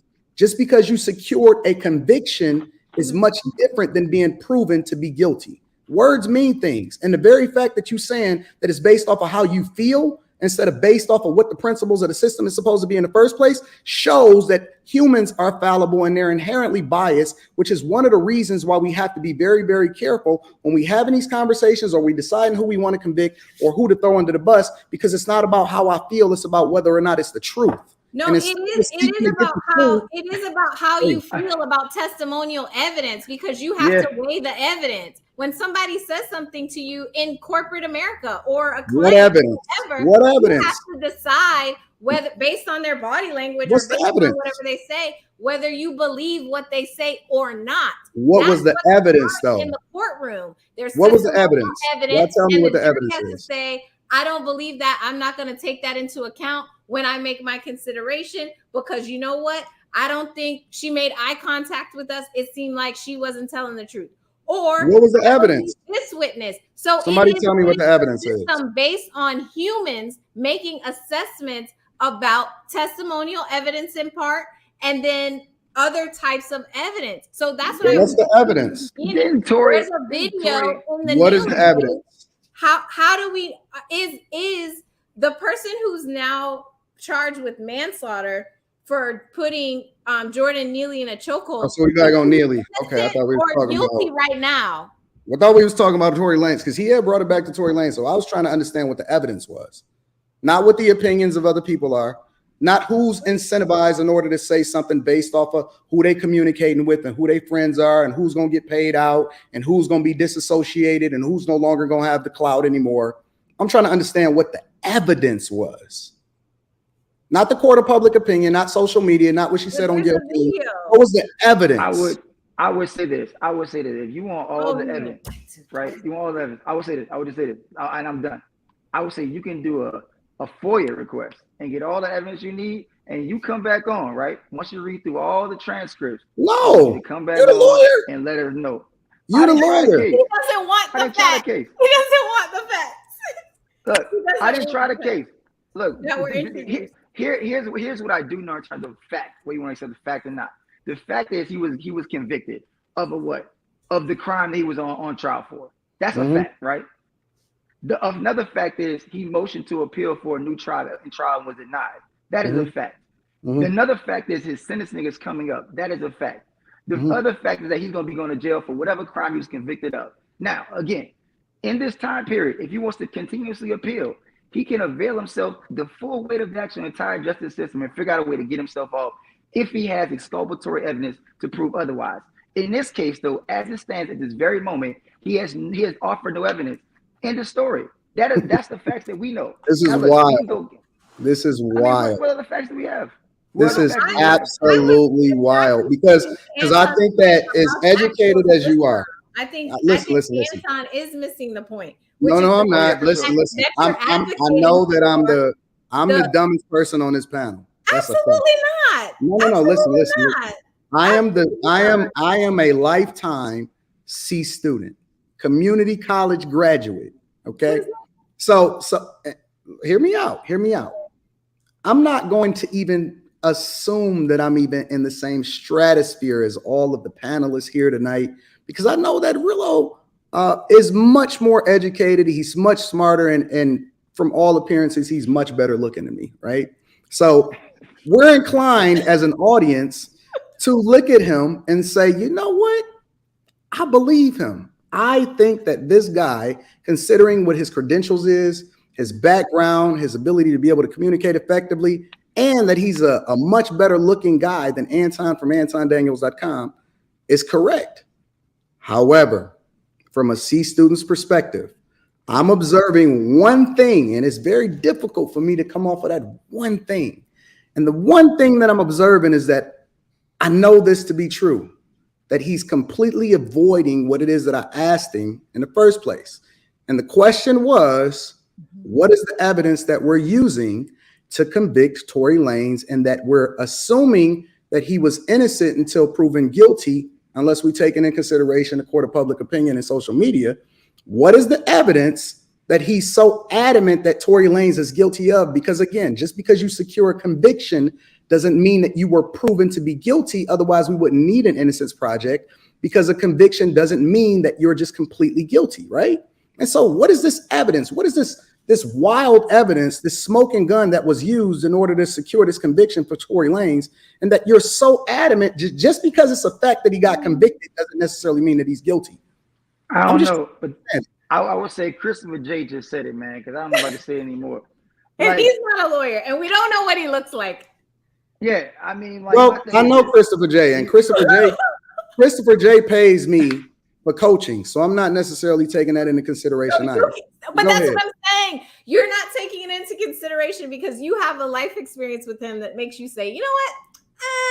I hear what you're saying, but I don't really. Well, he's leaning on Christopher J instead of leaning on exactly what I asked him. That is exactly what a jury does. That is exactly why we need diverse juries, because we need a jury that's going to be able to say, based on my life experience, I'm in the Escalade. Where is the security guard at? Why he not testifying? Why y'all didn't put on your phones when all this stuff was going down? You need a diverse jury in order to make those decisions. And we don't have that, because a lot of times Black jurors or Black potential jurors disqualify themselves from participating in jury selection and then jump in the comments or come online and are all up in arms. Tory innocent, free Tory. It's like, well, when you get your jury summons, make sure you show up for jury selection. Don't self-eliminate yourself from the jury. And then you have an opportunity to have a say when it matters, when it's actually going to make a difference, as opposed to you're just saying stuff to say stuff. That's my point. That's my point, that we are making decisions. The jury is making a decision based on their life experience, based on what they're being told, because and their bias, and their bias. That's what a trial is. And their bias. Add that in there. Look, bro, I don't think anybody's going to disagree with you that people don't come in any space with biases. Like, we harbor biases. That's just a human element. I was like, I'm glad you admitted it. But that doesn't change my sentiments on like whether it's Tory Lanez case is, right? I think we could talk about another case, and I could tell you that, hey, this is how the facts came out, whatever the case may be. But I'm looking at the evidence presented and the evidence not presented by, which is in this case Tory Lanez, and he's put nothing forward to. And you don't want to go to the next case. You want to stay on this one. Well, okay. we can talk about Neely. Rullo is mad because you called him handsome. No. I mean, look. Hey, it is what it is. Hey. Man. I can't control anything. But I mean, we can talk about Neely, man. Honestly, I don't even know what we're talking about here about the Neely case. I mean, honestly, like, I really don't. I get it. There's another case where somebody's going to be innocent until proven guilty. But like, bro, you choke somebody out on the bus and like everybody saw it. Like, I mean, what we talking about? Oh, we gonna say that the brother stepped in as a third party kind of like savior and saved the whole train from this brother doing some like illicit and lewd acts against people and violent acts against people on the train? I don't know. I'm pretty sure that'll be somewhere in form of his affirmative defense in terms of he wasn't just defending himself. It was also people on the train. I'm pretty sure that's going to be part of the defense. Yeah, that defense has already been introduced. That's what I'm saying. So it's he gave a statement prior to the charges being launched against him. He came out with a statement. He said, Jordan Neely, he's sorry to his family. He gives condolences to his family, and he didn't intend on ending his life, that he was, holding him in this manner for other authorities to come and respond to the situation. So there goes the manslaughter, and there goes the manslaughter right there. He didn't have intend to intent. do it, but hey, heated passion though. Guess what? That's exactly what manslaughter is, folks. So you got to prove that. Hey, look, actually, even though it was in a heated passion, I was doing it in self-defense, not only myself but others on the train, right? And that some way somehow he got caught up in the whole act of like saving the day that he killed his brother. I mean, that's really what it's going to boil down to. So, I mean, I think I don't know. We'll see. Because and things are on video, like Anton was saying, you know, it shouldn't just be testimonial evidence, right? This is a case where there's video evidence, but it's still going to have to be interpreted.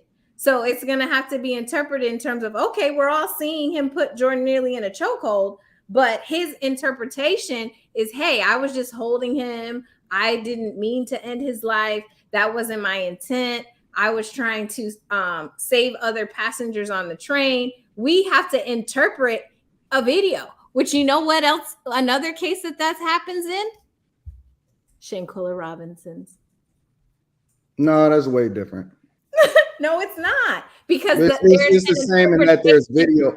It's the same an in video interpretation evidence that's being made. Even though there's a video, it still has to be interpreted. There's still going to be an interpretation of the video that's going to be given by someone's perspective that is inherently biased. And then someone's going to have to decide based on what they see and what they think, what's going on in the video, what's happening, which is what happened in the George Floyd case. Derek Chauvin introduced all this evidence to say, listen, we're all seeing him choke this guy out. That's what I saw anyways. But Derek Chauvin was like, no, that is not what you're seeing. You are seeing me trying to secure the scene and stop this man from doing XYZ. And you're actually seeing him overdosing, having a heart attack, and going into respiratory failure. That was his interpretation of what was occurring. And this is something that's on video. So it's not even what you're saying, which is we can't just have testimonial. There was a whole video. And it was still up to interpretation. It was still had to be decided whether or not what we were seeing with our own eyes was actually what we were seeing with our own eyes. So that's why I'm saying it's always going to come back to the jury. It's always going to come back to them weighing the evidence and making those decisions, and the attorneys selecting a jury that they think is going to be able to do that in as least biased manner as possible for their client, because both sides want certain things in a juror, and then the idea is that everybody's wants and needs are going to cancel out each other, and then you're going to get that neutral panel. That's the idea. Whether it happens every single time, whether there's stealth jurors who are going to go on the to voir dire and just lie because they want to be, you know, their vigilante justice is in the jury panel. We're not. I know Anton probably watched Runaway Jury at least one too many times. Right, we're not sophisticated enough as a community. My dog said, "Hey man, every damn jury a Runaway Jury." I mean, like I said, it's probably few folks that do that. I mean, honestly, you don't know, right? You really don't. But I think that, like, as somebody who sat on, you know, a few trials in my day, like, and I honestly talk. If you're not gonna talk about Tory again. No. Because I feel like you about to. No. Oh, okay. I think generally speaking, like, the cases I've seen, the people that have been innocent, or at least like the prosecution can prove their case, they walked away scot-free. And then the folks that didn't really have a case, or really the evidence was slanted against them, I mean, it was found convicted. I mean, but I have seen cases where I'm like, damn, that person. Did you hear that? Did you hear, Willow Simone? Did you hear that Chris Brown got into a scuffle with Usher over was it this week or last week? I did. Simone, did you have an opinion? Because personally, my opinion was Usher innocent. He unproblematic. He's one of the most unproblematic celebrities we have. After whatever happened with Confessions and his baby mama, whatever, Usher was like, I'm going to just sing. I'm going to just raise my kids. I'm going to mind my business. Absolutely. Unproblematic. So what they said, no, and Chris Brown, he has a bad temper and he overreacts. He's notorious for that. So what they claim had happened is that, can you still hear me? Yes. Yep. Okay, good. So what they're claiming has happened is Chris says some people got to pushing and shoving. They were arguing as though they might fight. And so he decided that he was going to elevate the situation by yelling louder and to let people know that his kid was back there. And in doing so, Usher was like, yo, chill out. Like, chill out. Because, I mean, all sane people know the way to not get people to argue is not by yelling louder. So you were right. Chris Brown basically accelerated the situation. Usher was trying to keep it calm, and that's the real deal. Okay. Who are the other unproblematic celebrities, Anton? Who's unproblematic? You know, I literally just came back from Vegas from seeing Usher's residency. How was it? It was probably one of the best shows that I've ever been to. Okay, but is so Usher, I'm biased. I'm biased when it comes to Usher. So someone else, two celebrities, not Usher or Chris Brown, that are unproblematic. I mean, unproblematic. Yeah. LeBron. I mean, LeBron would be, to me, he would be one of them, right? Like, I think that people may hate him for just winning whatever, you like, hate LeBron, but I think generally speaking, you're looking at somebody who just did it right. He would be a celebrity that just like is unproblematic, right? Like, he got the family, you know, Bronny's now going to college, you know, everybody's successful. He's raised his kids, like he's done his thing. He's been a good dad. And this is all outside looking at him. We're not there at the household every single day. But I think LeBron would be one of the celebrities, entertainers, athletes, or whatever, that would be the one in the unproblematic category. Yeah, there are a lot of celebrities. The problem is that we put everybody in a celebrity category nowadays because, I mean, you know, you can be big on Instagram and be a TikToker and then be labeled as a celebrity, right? And so also, I think another problem that comes along with it is that the more problematic that you are, the more popular you become as a celebrity, right? And so people are incentivized to clout chase to become more visible in order to get, you know, become even bigger in society. But I think that LeBron is probably a good example. I don't necessarily like his political stances, but I think he's a really, really good example. And one of the ways that I'm able to substantiate that he's a good example is what his wife is like, right? I think that he has probably the most perfect wife that I've ever seen a celebrity have. And she's a reflection of his drama-free life. And I think that the fact that he is a good father, the fact that he's been able to put together a really phenomenal team of people around him and even buck the trend of the idea that you can't bring people with you and help for them to grow in your success along with you, such as Rich Paul and all of the people that he surrounded himself by. I think that LeBron is largely a drama-free celebrity. And I think that Usher is a drama-free celebrity. The problem with Usher is that he decided to associate himself with people that's full of drama. So often at times, it's not necessarily you that's not drama-free, people that you surround yourself with that bring drama along with them, such as Chris Brown, because everywhere that Chris Brown goes, it's always drama, right? And so I don't think the problem is Usher. I think it's the people that he surrounds himself with. The problem for Chris Brown? No, the problem with Usher is the fact that he's friends with a Chris Brown. Oh, okay. I don't think that Usher, I think that Usher is drama free. Even when you were seeing stories come out about Usher didn't say one word. Right. He never had a peep. He never even like said yes, no. He didn't have a statement to go along with it. Usher don't talk. He don't kick it. He don't be out here in the streets. You don't see him getting caught up in nothing. Everything associated with Usher be the people that surround him or people that wind up getting in his vicinity. It don't be him. I think he's a drama-free celebrity. I absolutely think he's drama-free. Okay. Who's drama-free, Simone? Who's unproblematic? Not people we said already. I was going to say Taraji P. Henson. Oh, no. What did she do to you? Tell us, Antoine. Tell us, Antoine. What does Taraji do? I don't know. I don't know what she does. What does she do? Oh, no. Y'all don't want me to go into this. Taraji is problematic. I don't even know if y'all know what y'all was getting yourselves into by inviting me onto the show today. I don't know if y'all knew what y'all was getting yourselves into. She's problematic. I had no idea. I feel like she's just like so grown that she don't even care to be bothered half the time. Is Angela Bassett problematic? Oh no. She could be somebody's Yeah, you grandma. can't really say. I would say no.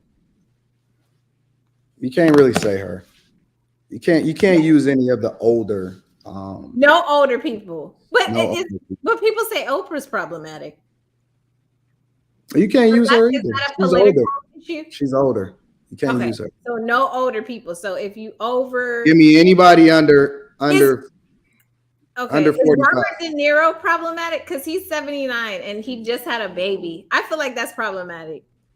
I don't think That's so. problematic. Anybody older, I think That's anybody problematic. past a certain age should be able to do People what be they on want to do. Nick Cannon. People be on Nick Cannon. Nick Cannon, what are you doing? Oh my God, you got all these kids and these baby mamas. Yo, And somebody I'm said, like, come on, Robert, you 80. What you doing? hey, yo, that boy, nah, man, Robert De Niro, wild boy for that one. That's for sure. He's wild. Hey, but you know what I mean? If you feel like you can still do your thing, man, by all means, brother, do your thing, man. I mean, I don't think Cirilla Monego gonna be popping out, having kids, they're doing my thing at 79. But Robert De Niro obviously excited about it. So you know what, man, do your thing, bro. Good luck. Was good luck he to married you. or was this a jump off? Like exactly, like I don't how know. did this occur? No. Once you reach a certain age, I think you should be able to do what you want to do whenever you want to do it. No, he's. I don't even think it matters. Somebody said. I would also Somebody like the said- record. I just want the record to reflect that when it comes to babies with difficulties, it's actually not older women that are the problem. It's old sperm. So it's That's true. Wait. Say that again. That's true though. Statistically, it's not older women that have the difficulty with having children. It's older sperm, and it just so happens that older women they tend to date men who are also old. So that's why for years we all got it wrong. But why would a man want to have a baby with an older woman? I don't know. You have to ask them. What do you? But I mean, I consider older. Why would a man ever want to have a baby with an older woman? Maybe he just really loves her.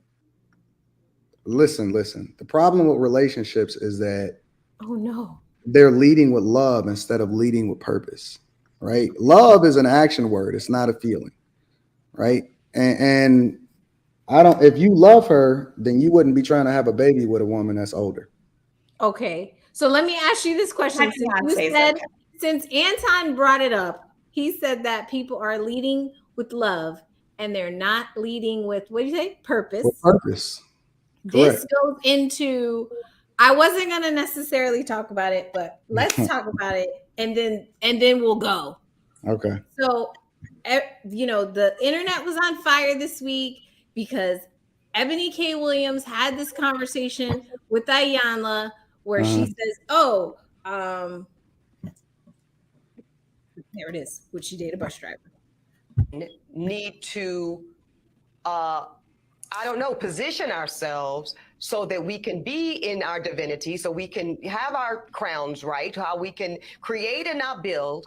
When some of us, quite frankly, feel that the men that are available to us, and I'm talking about across the color spectrum, across the age spectrum, trust me, I've done them all, they are not positioned to protect nor provide because of some of the statistics we just talked about. They're not earning the incomes. They're not having the resources, and some of them are not even showing up in the leadership.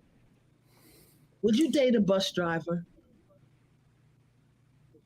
Would you date if he owns the bus? If he owns it. Okay. If he owns the bus. So to your point, right? Because the internet went on fire because everybody was like, oh my God, Ebony is being classist.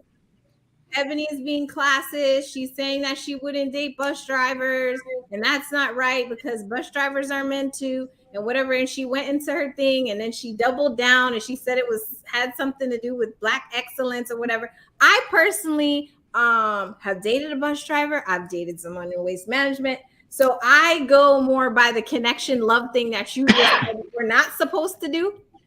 So I'm trying to understand, what is the accurate position?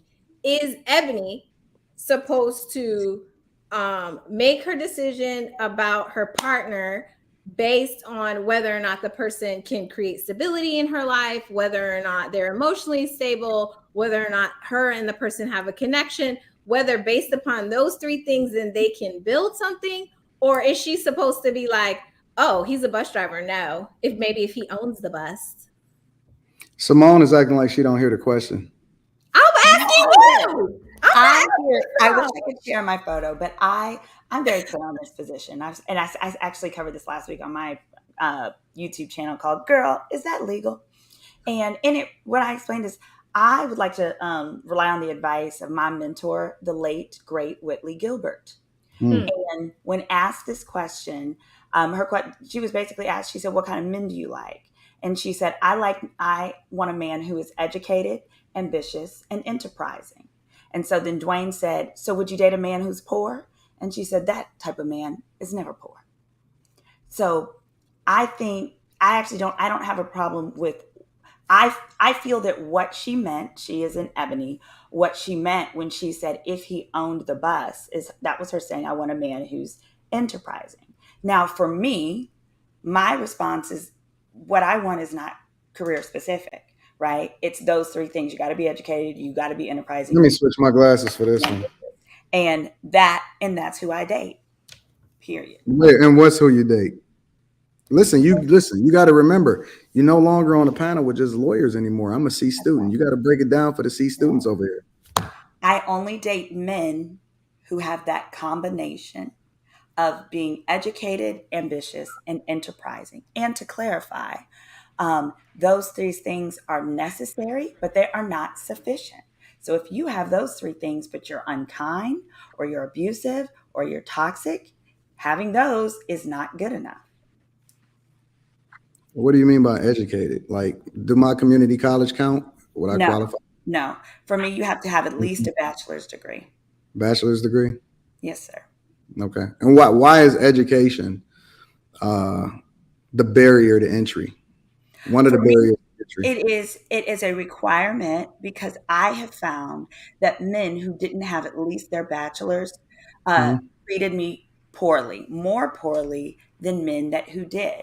Because ultimately in the relationship, they felt that I or that other people in my circle, whether it was coworkers or whoever, were looking down on them when that wasn't ever the case. Also, my grandfather is extremely wise. When my parents got together, my dad had no degree, my mom did. And I remember the story of my father saying that he spent 3 days overnight with my grandpa. At the end, my grandpa said, "Yes, I'm going to give you her hand in marriage. But I promise you, if you don't get your degree, your marriage will fail."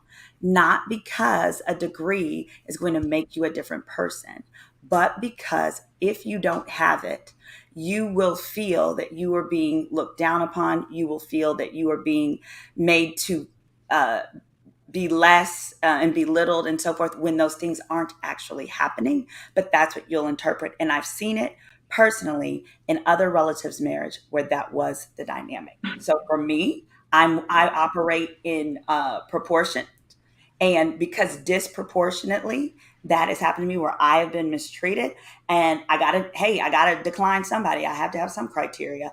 I choose to use the criteria where the majority of the people with those factors treat me well.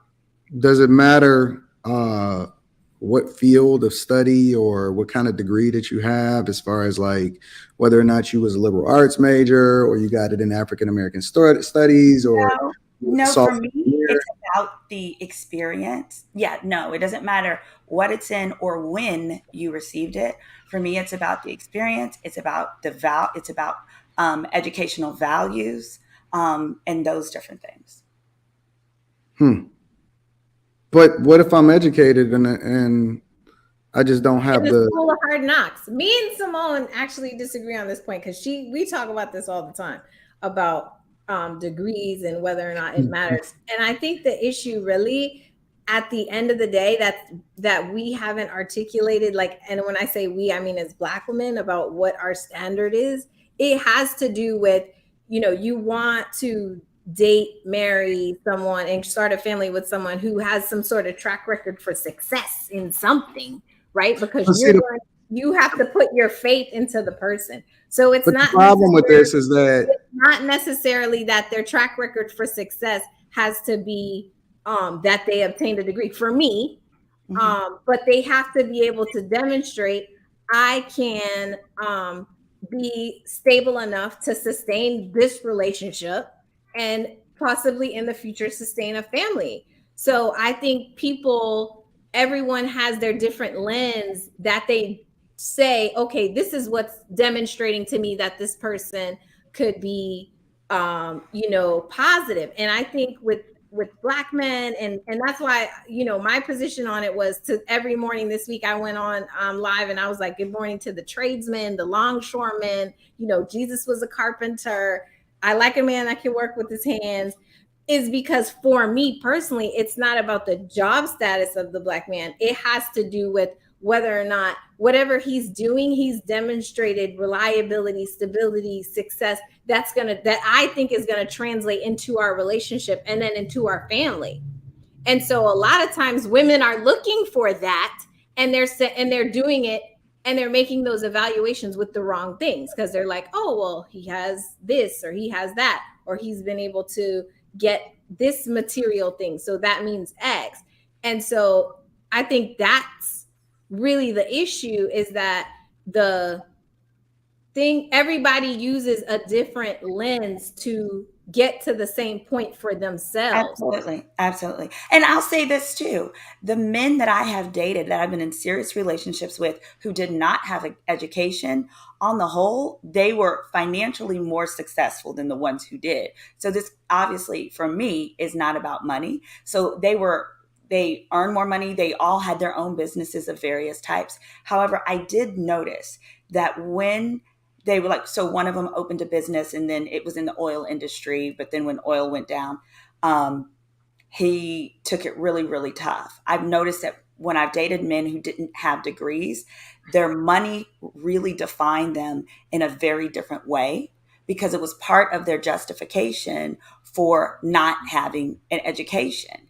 They were like, well, I don't need that. I make more money. I hire you guys with degrees, right? But then when his money got funny, when he lost his business, when his money started going down, he couldn't function, because he wasn't just losing the money. He was losing the identity and such a large part of him. So again, it was, if I had met men without degrees who had treated me just the same, I wouldn't be having this conversation. So basically, one of the determining factors for whether or not you want to be with a guy is how he treats you. And the way in which you substantiate that is based off of one of the ways you substantiate that is based off of whether or not he has a bachelor's degree. No, that's not true. You said in your experience, you said guys that have at least a bachelor's degree treat you better. Have treated me better. Yes, correct. In my experience, that was correct. So one of the determining factors for how a guy is going to treat you is based off of how educated he is. Of how he's going to treat me in certain situations. No, one of a determining factor in my personal experience, yes, has been that men with degrees, in the long run, they treated me better. Correct. Okay. Well, I'm gonna hold off on answering the question. I'm sure that Rillo has something that he wants to conclude. Well, I'm gonna just wait. I'm patient. Listen, what I've learned to be especially in the room with all of you phenomenally educated people, is to be a listener first, observe, and then make an assessment then. So it's funny, this is anecdotal, but there's one reporter who works with Fox News, and she sat back all the time and watched everybody say whatever. She never came forward first. And I saw it as a tactic that she had, not saying it's you, but it just reminded me of her, that her tactic was, let me go ahead and look at what everybody's saying, because I've not really done my homework. So let me just wait to make sure everybody said something, and then I'll jump in. And that was her all the time. Anton, I'm not saying that's you, but just the way in which you approached that reminded me of her in that moment. But anywho, I think for me though, would I date someone or whatever it is? I mean, the answer I think is yes, because I have, right? I think that typically I don't, because of just my circles, right? Like typically you date people who you are usually around and you mingle with, right? I'm not on Hinge, or whatever, right? So my circles are my circles, and so that's what I've normally dated. But I mean, would I? Yeah. So I mean, that kind of answered that question. And then anyway, Would you next. what? The question is, would you date somebody that was like, I guess, less educated? Because I mean, at this point though, I never knew a woman or a person that wants to be called a woman, I should say these days, that was a longshoreman or worked for waste management or was a bus driver, right? I don't. I know that there are women that do, but I don't. And so that was never really anything like at my disposal. But I mean, in terms of more trade jobs, though, I've had women in the past that were like, you know, what do you call them, beauticians or hairstyle, whatever it is, like that were more in the trade class. But I mean, but I mean, at the end of the day, like I think everything that we do is a damn trade. I mean, we've made work in a way in which like that if you do this, then your work is less dignified than this work. And I'm like, look, if you progressing and every single day you waking up trying to be a better human, right? And you trying to like move in a way in which there's like you know what I'm saying? Like I think the idea for me is somebody willing to wake up every day to get better. I think I couldn't be with somebody long term where the moment they stop trying is the moment you ain't doing it for me anymore. Like you gotta want it. And I think that whatever that is for you, God bless you, and I'll be there to support you. But when you go, and I think there's difference between being in a rut and being depressed and then working out of that depression. I think it's a total different space of literally you making the conscious decision of going like, I'm not even gonna try. And that to me is nah, it just because it's not good for my spirit. I don't like to be in those kind of spaces, and so I just rather not be in a relationship with somebody like that. We could be cool, but we ain't gonna be in a relationship. That's for sure. The interesting thing about this conversation is that I broke this down probably in a 2-hour live stream the other day. And so I'm intimately familiar with not only how it is that she communicated with Ayanna Van Zant, but I'm also very, very aware of how it is that she responded to it. And then when she went on the Breakfast Club and then tried to substantiate her argument by moving the goalposts. So not knowing exactly, you know, what's going to be communicated based off of, you know, my understanding or lack thereof of what it is that she said is a moot argument. It's a moot point. It doesn't actually apply to me whatsoever because I understand human behavior and I understand people much more effectively than I understand the law. So with that being said, what people don't understand is that it has nothing to do, and this is what women don't understand, right?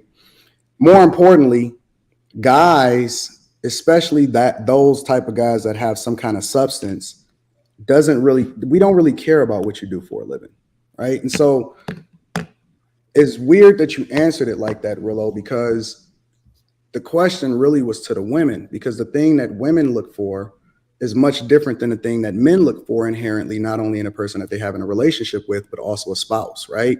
Women tend to look for provision and protection, amongst other things, and then men look for peace and other things that you can add value to, depending on if you're an alpha or if you're a beta, right? But the problem wasn't whether or not she has a preference or not, because I think that everybody should have a preference. The problem was her attitude. It was how she answered the question, because body language is 90% of communication and the other 10% is how it is that you say it or what it is that you say, right? And so the fact that she refused to answer the question when Ayanna Van Zant asked her as though it was somebody else on a live stream was the first red flag. How she posed the question in the first place and then tried to move the goalposts and started trying to make it seem like it was Black excellence is the second red flag. And then the third red flag, in that she didn't ask additional questions or get more insight so that she can provide more context. Instead, she says he has to own the bus as though that means anything, is the third red flag. And so what guys tend to avoid, especially considering that we're not looking for resources unless you're looking for a partner and you're not looking for a husband, what guys tend to avoid is toxic women. And usually that comes along with how they do things and their attitude, right? I don't care how much money you make. I don't even care what you do for a living. And the reason that I don't care is because I don't need you in order for us to not only survive, but also thrive, right? I need you to be a whole person. And what you're communicating to me in your actions and how it is that you answer, especially with your attitude, is that you have a bias or a disdain for a certain group of people that you cannot hide. And it is coming all out, not necessarily in what it is that you're saying, but how it is that you're saying it. And so what guys tend to avoid are these type of women that come in trying to trauma bond and then look for a guy as a come up and then try to substantiate whether or not he's worthy of talking to them by all of these other superficial things that doesn't define exactly what a man is, right? A man is not defined. A real man is not defined by a title. We also understand that an education is not necessarily something that we can use to substantiate whether or not we real men or not, because an education is literally just a barrier to entry for you to be able to actually have the opportunity to earn and then move up in corporate America. There's plenty of people that's educated that got a lot of debt. There's plenty of people that's educated and then they got a master's degree and they're only making $40,000. Your inability to hold on. Your inability to have great decision making. There's plenty of people that went and got educated and got a bachelor's degree because somebody else told them that that's what they were supposed to do. And it's not even a pure thought of their own. They don't even know how to think for themselves, right? They picked the wrong college. They chose to go to a major university and incur a lot of debt for a specific degree that didn't even pay off, instead of going to community college for the first 2 years and then transferring over so you can complete your general education requirements. And then you can mitigate the amount of money that you're spending on that education so that you don't have to ask Biden for forgiveness, right? So my point is that instead of looking for the context to understand why that man is in the position that he's in or why he chose to go down that path, we then substantiate our argument by defining a man according to his title or whether or not we think that he's good enough for them, which is why women. Hold on. The question, because I asked you if Ebony was doing it out of what she was doing. I'm gonna land the plane for you. Okay. Instead of women being able to ask for the context, which is one of the reasons why they often need a man in their life to help them choose for them. Mm-hmm. They then lean into the things in their own understanding. And 9 times out of 10, when you let a woman choose for herself, she's going to choose wrong. That's why often at times the most successful marriages is when parents are involved, and then it's called a groom. When you go to a wedding or you go to the altar, he's grooming her. He's still over her. He's still provisioning and protecting her, right? When that father walks a woman down the aisle, literally, it's cover to cover. He's passing him over into a man that's worthy of his daughter, that is then able to, to continue the success of what it is that he's been able to do as far as putting his daughter in a position of power by allowing a groom to continue to still be over her. So the fact that she answered it the way that she answered it, instead of actually substantiating her argument by adding context to it, shows that she's not worthy of a man that is a bus driver, that is worthy of marriage, that is on a trajectory to success. And success is never defined by how it is that we put a piece of paper on our name or how it is that we title ourselves. It's how it is that we go about adding value in other people's lives and then leaving this earth in a better space had we not been here. So she's not worthy of marriage, in my opinion, because any good man should never subject themselves to the type of woman that has the attitude that she has. And we can always tell, every man that is worth his salt can always tell whether or not a woman is worthy of being in his presence by how she acts, not necessarily what she does, because we're not looking for you in order to provide.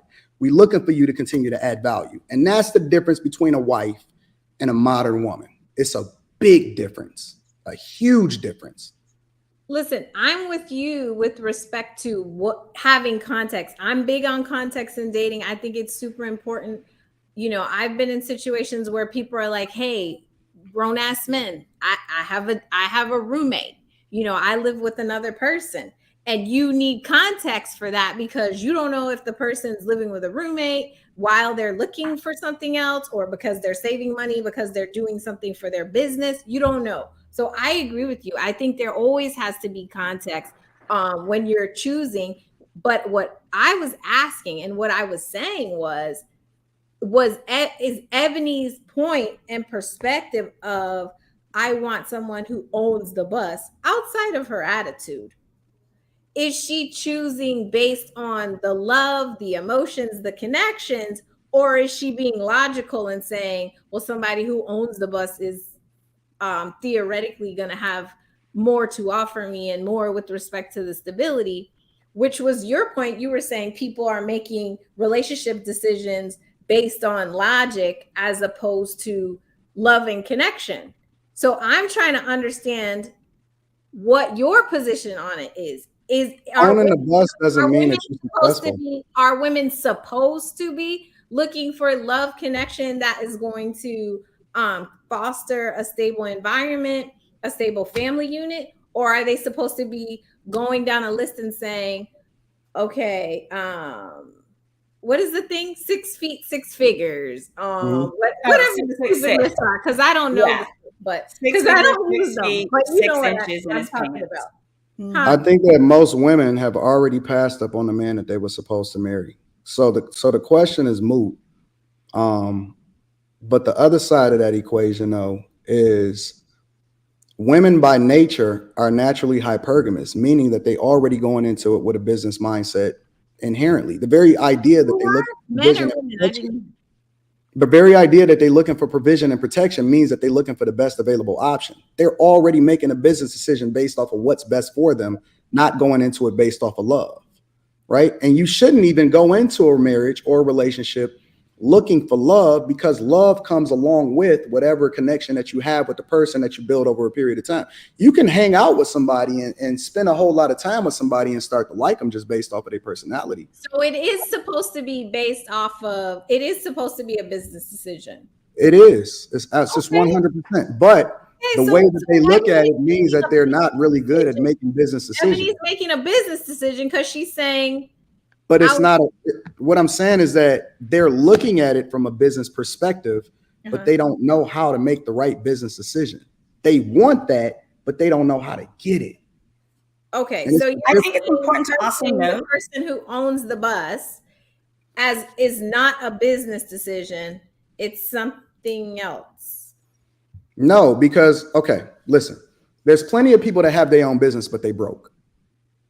It's not about how much, whether or not he owns the bus. No, it's about whether or not he has enough. Adding to the hypothetical. I'm talking about when Ayanla says, listen, would you just date a man, even if, quote unquote, even though I don't agree, that he's a bus driver? And then she's supposed to say, she turned her nose up. She's supposed to say, I would give every man an opportunity to see whether or not we have, a connection and a bond, and then develop it from there, which it would be like a love answer.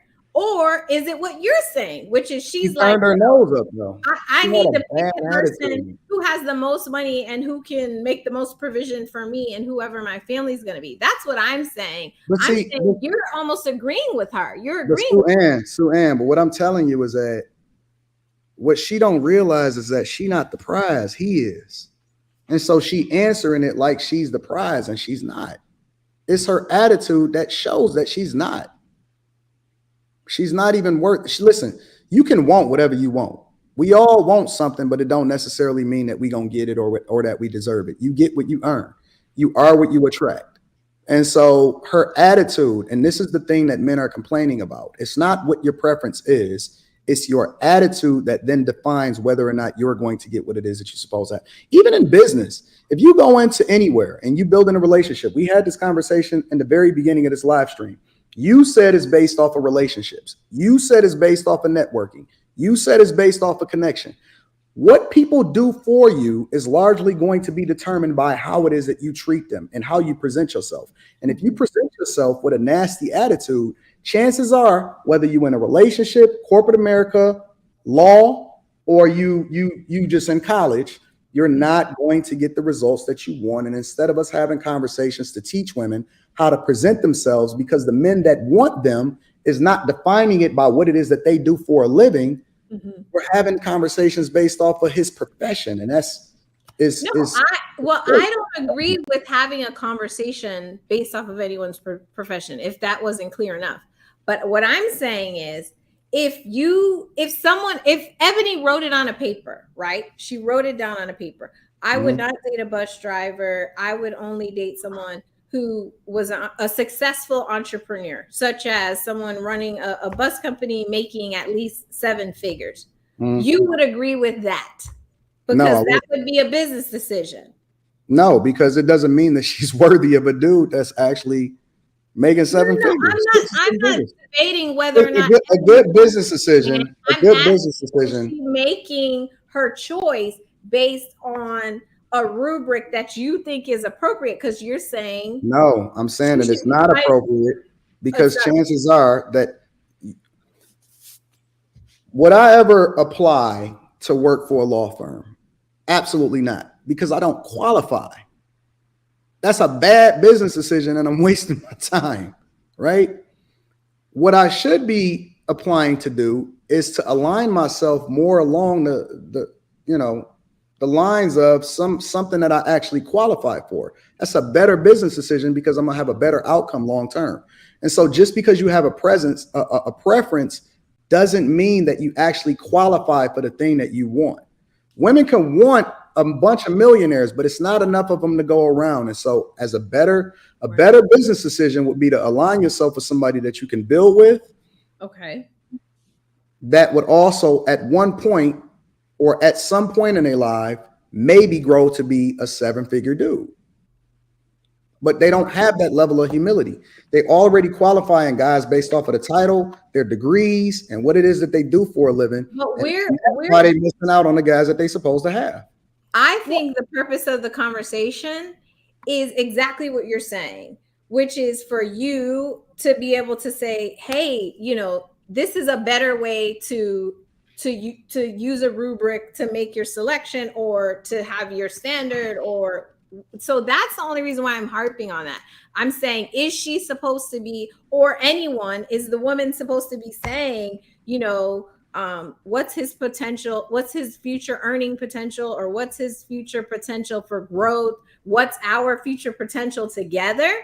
Or is she strictly supposed to be saying, we have a good connection, I love this person, we'll figure it out? You're saying it should be a business decision. Right, but a business decision is not always cut and dry, black and white, the way that we paint it. It's not always based off of what he makes, right? Kind of like trials. There we go. Nothing like circle back to it. But I also find it very interesting that in all of this discussion, no one has been talking about growing apart. And so for me, the foundational things that I want, I recognize that I'm going to continue to grow, and I want to be with a man who hopefully grows in the same direction as me in ways where we continue to be compatible despite our growth. So I think that when you're talking about whether it's education or whatever your qualities are, know yourself and think to yourself, what are some of the qualities that I would like to see in a partner so that we can both grow together? But what if he outgrows you? And what if you no longer, based off of how it is that you just defined it, what if you're no longer worthy to stand next to him based off of where it is that he is in his life? Is he supposed to leave you? Well, I think that's something that happens in relationships all the time, but I think you at least owe it to yourself to at least explore and make an attempt at being in a relationship where you both are growing similarly. So here's the problem with that. Here's the problem. In my personal opinion, marriage is not about finding partnership. It's about finding a husband and finding a wife. And those roles are very, very, very clearly defined, right? And so I find marriage to be a sense of duty. I find love to be an action word, right? When I give my word, when you gave your word, right, and you took your oath to become a lawyer, you swore to uphold whatever those principles are or whatever it is, or in order to continue to be a lawyer or take the bar. I don't know what y'all do, right? But I know that at some point, you are held to a higher standard as a result of being a lawyer.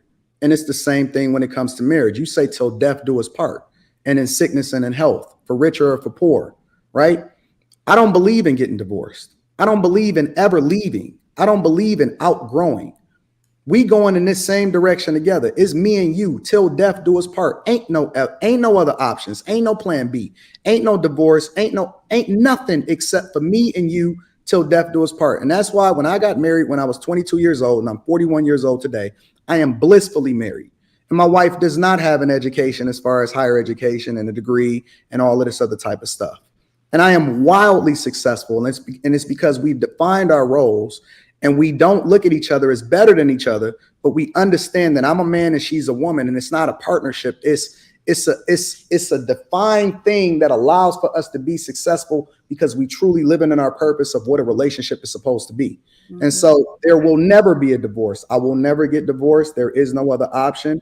And there is a sense of duty because we both took vows before God in front of witnesses that said that this is what we're going to do. So it ain't no outgrowing her. I'm dragging her ass along with me if she's not what it is that she needs to be at that time. And then if I'm not what it is that I need to be at that time, then she going to support me. She going to get behind me, and she going to continue to push me until I continue to be that thing. Marriage is not how it is that we define it in modern society today. It is a sense of purpose. And until we really understand what we get into, we will never ever be what we're supposed to be. It's not a business decision. If you're It saying is a business decision. Purpose, if you're saying it's a sense of purpose, then that's coming more from an emotion, a feeling, something you're passionate about. That's not saying I saw my wife and I was like, you know what? I think that she's going to be able to make really good meatloaf. She can, cook. She can clean. So I'm going to. When you sign that contract that says that you're supposed to do what you're supposed to do, is that a business decision or is that a sense of emotion? When? What thing? When you sign a contract. I personally think that business is very personal because when you sign a contract, is that a business decision or is it a personal decision? I think it's both. Exactly. So just because you're leading with business first does not mean that it's not personal. Just because I understand that marriage is a business first, don't mean that I don't love my wife.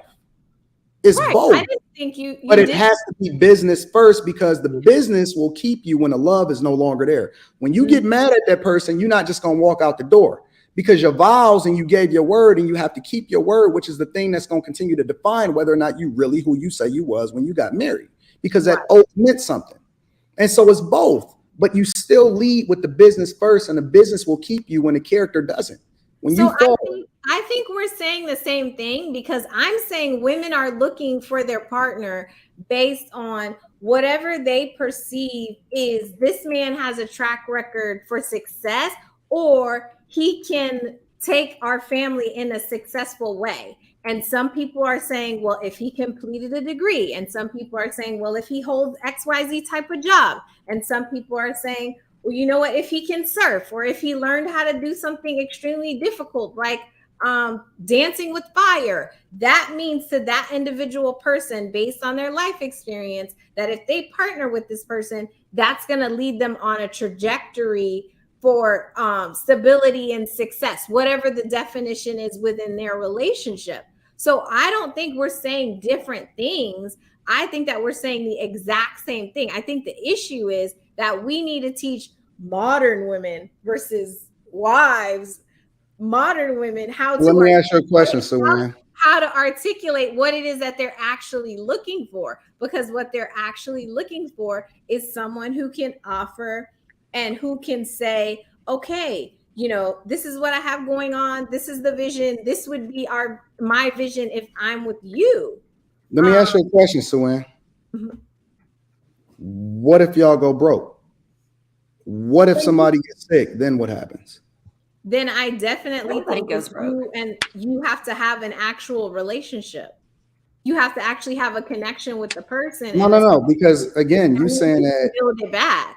You're saying that this is about who's going to be a good family man, who's going to take care of the family, who's going to all of this other type of stuff, all of this stuff. What happens when somebody cheats? Do you get divorced? What happens when somebody goes broke? What happens if somebody gets super sick? Do you outgrow that person? Do you then move on? Do you make modifications? Do we get divorced? Do we then depend on, because everything that I'm hearing is based off of what's best for me, right? I'm not hearing a sense of purpose with regard to how a relationship is supposed to work. And I even keep hearing the word partner. We not partners. I am your husband and you are my wife. It is a difference. It is a huge difference. This is not a 50. It will never be equal. It will never be 50-50. It is never going to be that way. And so what happens when these life events hit you? How do you, what happens when they came into this relationship and they said, I wanted you to be a great family man, and you find out that she can't have kids? What happens then? I am going to let Cirillo and Simone go so we can close. Thank you. Yo, This is extremely dynamic. You guys have a great night, and make sure to check out my YouTube channel. Girl, is that legal? Next week we'll have a new. I'll be revealing new background check results on someone whose significant other is nowhere near who they thought they would be. So, see you guys later. Oh, yeah. I'm be on the lookout for that one. But yeah, well, one, Sue, thanks so much for inviting me on today. Thank you, It's always Cirillo. good to see you. Thank you, Anytime, good Simone. to meet you, brother. Appreciate your insight and all your thoughts. But look, y'all can follow me across all social media platforms. It's just my first and last name. If y'all want to drop it in the actual comments, cool. If not, it's okay. Also, follow Black with No Chaser across all social media platforms. Subscribe on our website. Please do that.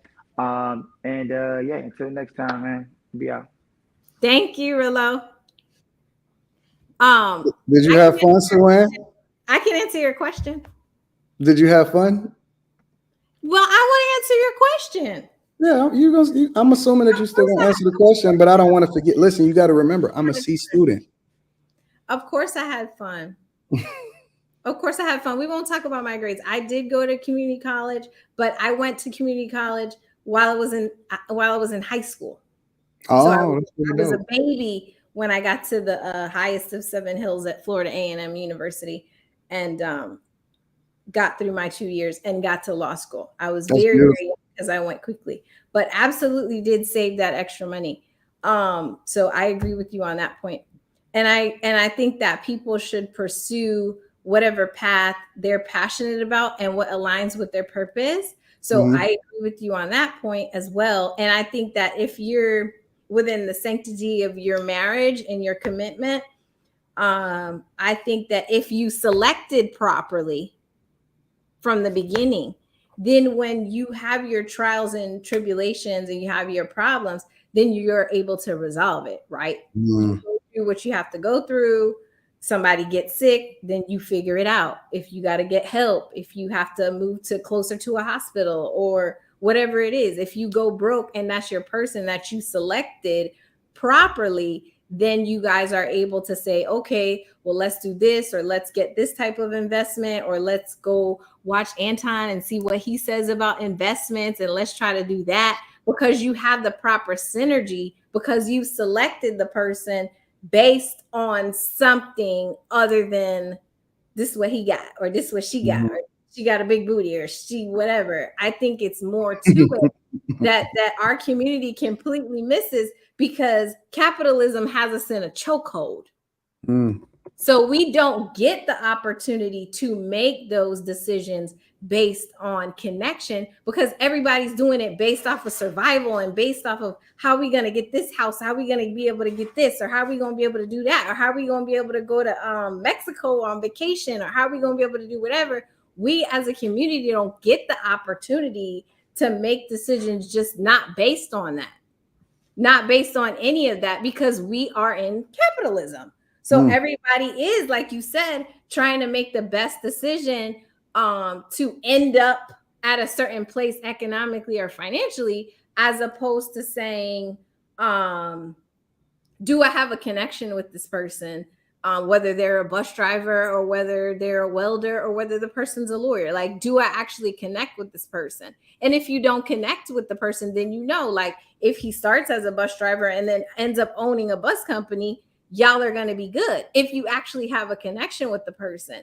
But I don't think people are making the decisions based upon connection. They're making the decisions based upon what everybody else is saying and what everybody else is seeing, as opposed to them and the person's interaction. And that was always my issue with Ebony's response, because I feel like her attitude is that she is trying to give an answer that she has to give, because, oh, well, I'm an attorney, so of course I'm not going to date a bus driver. That's where she's responding, as opposed to saying, you know what, if he was handsome and he took care of me, and you know, me and him had a good connection and we really vibed, I wouldn't really care. I wouldn't really care. But she went straight into an economic capitalism response, like, oh, he's got to own and then double down with the whole Black excellence and what's going on in the economy. Like, we're obviously in you know, there's something called systemic oppression. Like, everybody's constantly talking about the statistics and what's going on and how, you know, there's a wealth gap and all that stuff. So that's why I think it's important for you, Anton, to use your platform to say, yo, we do have to be making these decisions about who we're going to form a family with based upon something other than this system that we're saying is for shit. The system that we're saying is horrible, that doesn't work for us, that doesn't give us the equality, that doesn't give us fair trials. We're walking around making relationship decisions based upon those things. And so my point is why that's why you need context. That's why, you know, I appreciate the conversation. That's why I can say, like, I've honestly dated across the spectrum in terms of men, and I've had good connections with people who don't have degrees, good connections with people that do have degrees. And so I don't use that. I honestly really try to always use context and say, do me and this person have a synergy? Because I think with Black love is the synergy and what the synergy can kind of create within the system, because we know we're in the system. So like you said, if somebody gets sick, if somebody goes broke, it's like we're good because we have a particular purpose, like what you're saying, and a particular synergy. So I feel like using your platform to say to the people who you are describing as modern women, I've been called a pick-me. I was on a whole dating show where everybody was like, oh, well, Savannah's a pick-me because she just wants to get picked by men. That's why she's saying that stuff, whatever. And I was like, I don't know what a pick-me is. I still don't know what it exactly means. I don't know what a modern woman is. I just know that if I'm in dating, my criteria has to do with whether he has a strong heart, whether he has a strong mind. And then I always say strong back to be funny. But it just has to do with that. Because I think that if you have a good connection, then whatever happens, the person has good, you know, you and the person have good synergy. You can have communication to resolve whatever it is. Right. Okay. I'm feeling it.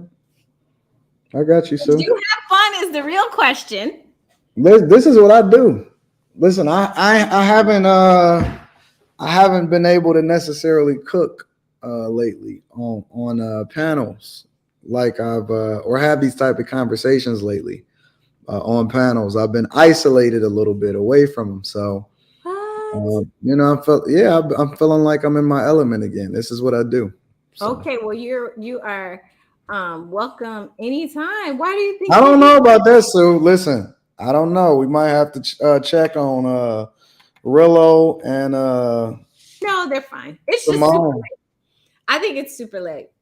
Why do you think the panels are important? Why do you think the panels are important? And I can tell you why I think so, but I'm curious because obviously you start this, like you said, this is what you do. Why do you think it's important for us to be having these type of conversations? And then for everyone who's in the comments and gets to go back and forth and, you know, have their opinion, why do you think it's important? I don't think you want me to answer that question, Sue. Really? Yeah, I'm gonna sidestep that one. No, you don't want me to answer that. You don't think it's important? Is that what you're gonna say? I don't think that everybody is built for this. Okay. I don't think that everybody, especially if I show up, because why? Because I'm a spirited, passionate. You know, I think that I'm pretty well. I have a good understanding of most of what's happening in society, right? Okay. And sometimes I think that people unknowingly get on a panel and then they may think it's going to go one way and it's going to go the other way. But the problem is that for me, the only thing I care about is the results. I don't necessarily care about feelings or anything like that. So when I get it, when I get the rolling, I'm a cook. I'm gonna do what I do. You know what I'm saying? So it just sometimes it go one way or it can go the other way, and I just want to make sure that everybody is fine. I want to make sure everybody No, is good. everybody is fine. No, listen, if anybody is fine, it's Simone and Rillo. Trust me. And especially because of our profession and stuff, very, very thick skins. We have to deal with being Black in the profession. So you're always undervalued and always step in wrong. So that's fine. There's no issues. Everyone is cool. Everyone is fine. The other people on the panel argue for a living. That's what we do. Debate and go back and forth. And sometimes play the devil's advocate just to have the conversation. So everybody is fine. There's nobody that is flatlining based off of our No, I'm sure everybody is fine. I just, want to make sure that everybody is good. No. We're good. We're good. Everybody's good. I'm good. I had a good time. Like I said in the beginning, this for me is like therapeutic because I don't have the opportunity a lot of times in the space that I'm in with the work that I do to just be able to kind of talk about whatever I want. The expectation is that I talk about one single thing, which is work at all times. So I appreciate it. And I would say, I think the panels are important for the viewers and the people that kind of get to hear our opinions and express their opinions in the comments and get to ask questions, which I'm still learning how to do everything and read the questions and stuff like that. So I appreciate it. I never look at the comments when I'm on panels. Okay. Don't look at the comments. Okay. I never, ever look at the comments when I'm on panels. Okay, because I become so immersed in the conversation that that's all I can think about. That's all I focus on. It's almost like I've trained myself to do it. I do it when I'm on my own show, like It's just me and I'm the only person because I interact with the audience in order to be able to, it just gives I think it gives the show a little bit more juice. Because you can actually participate with the people that's watching or whatever like that. But whenever I'm on like a panel or I'm having conversations, I never look at the chat. Okay. And then, so do you read the super chats? How does it go? Because I'm new. On the panels, I don't have to worry about the super chats. You know what I'm saying? But when I'm on my own show, I do have to pay attention because I do need to read the super chats and stuff. Okay, because you're answering the questions from there. Yeah. Usually when I'm on a panel, I don't have to worry about the controls. I don't have to worry about none of that. I can just focus 100% on the conversation. Now, if you're the host of the panel, then it's a little bit different. You got to kind of pay attention to and take care of all of that other type of stuff. But when I can get on the panel, I can just cook. Okay. Well, I appreciate you cooking with me at the adult table very, very much. Well, listen, I love you. Let me know if you ever want. When do you do these? You do them on Thursdays? Every Thursday? Every other Thursday. You do every other Thursday? Yes. And then, I'm going to work on. Why every other Thursday? It's a real reason. You really want to know the real reason? Yeah. So because I have two minis. And so I kind of give them a focus week and a focus. So even with work travel, I won't travel. I have a week off from traveling for work, but I'll be in the office. But I don't travel for work on 1 week. Just so I can create more balance because it's kind of key. As a mom, dads can obviously create their own balance, but it works for my family to kind of. Sue, if we did this on Thursday nights, yes, I think we could kick a lot of these other shows' ass and absolutely destroy everybody else. I mean, I'm down. Let me know. So I'm trying to tell you, we can absolutely destroy anything else that's going on. I'm all about a man with vision. If that's what the vision is, I can move with a vision. So just holler at me. Not the evil laugh.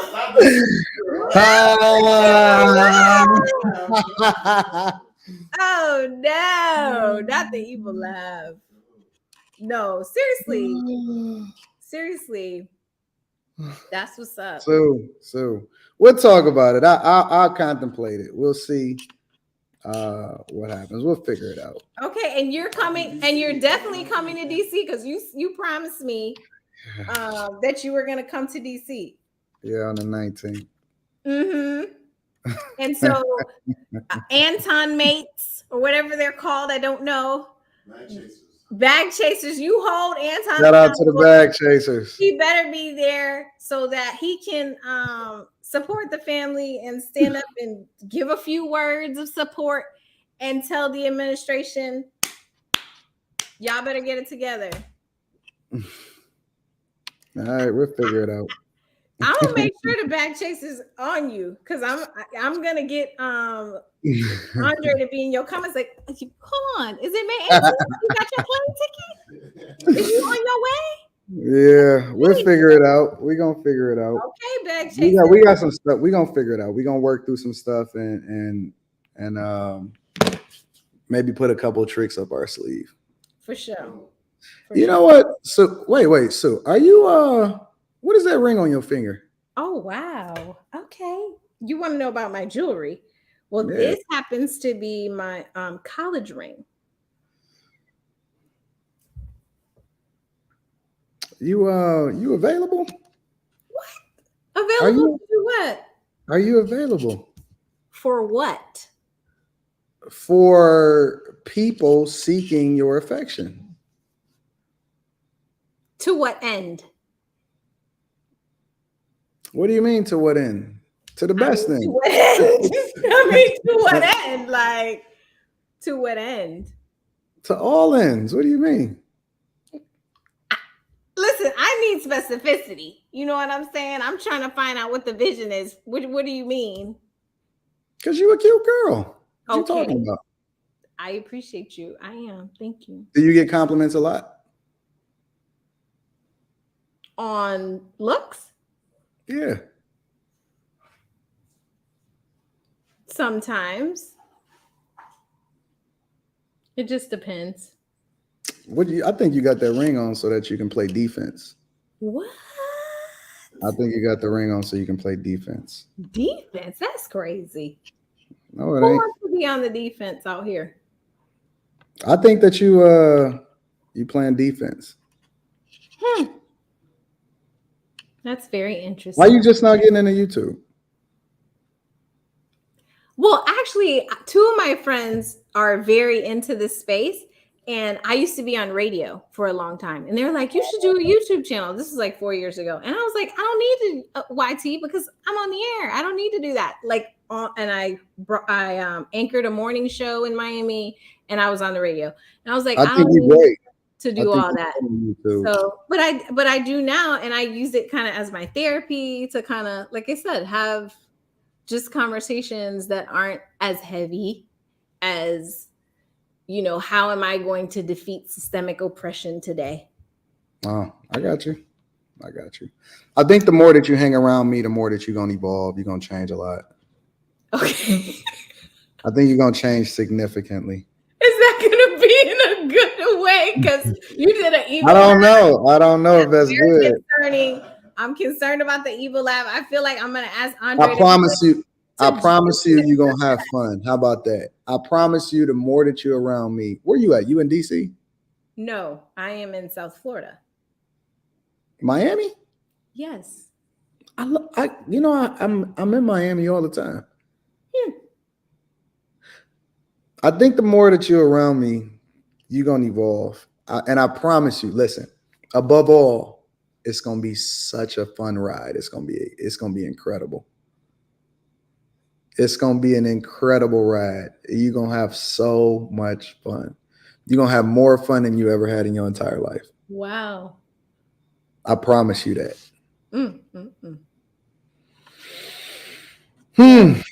As long as along the way we can help our people, I'm with it. Yeah, we can help everybody. I'm with it. Yeah. Okay. I'm with it too. Well, I appreciate you. All right, so okay. Do I have to be in DC on the 19th? Listen, Anton. Don't do it. Just make it happen. Be a man of your word. That's it. That's it. We might have to make these Thursdays a little bit more frequent, but we'll figure that out. I don't know. We got to figure that out. May 19th is a Friday. It's not a Thursday. I can bring my stuff. I can broadcast from the hotel in DC. You want to link up? You want to shoot some stuff in DC? We can pack all this shit up and take it with us. You let me know. Okay, we don't have to decide right now. It's gonna be fun. You let me know. Okay, but you owe it to the bag chasers and I'm gonna be in DC. Listen, I am a man of my word. And when I say that I'm coming to kick it, I'm coming to kick it. I know you are. 8:30 a.m. I'll see you there. All right, bet. All right, appreciate you guys. Appreciate everybody for liking and subscribing. And of course, appreciate all my guests. And Anton Daniels, thank you very, very much. I'm out. Let's go short.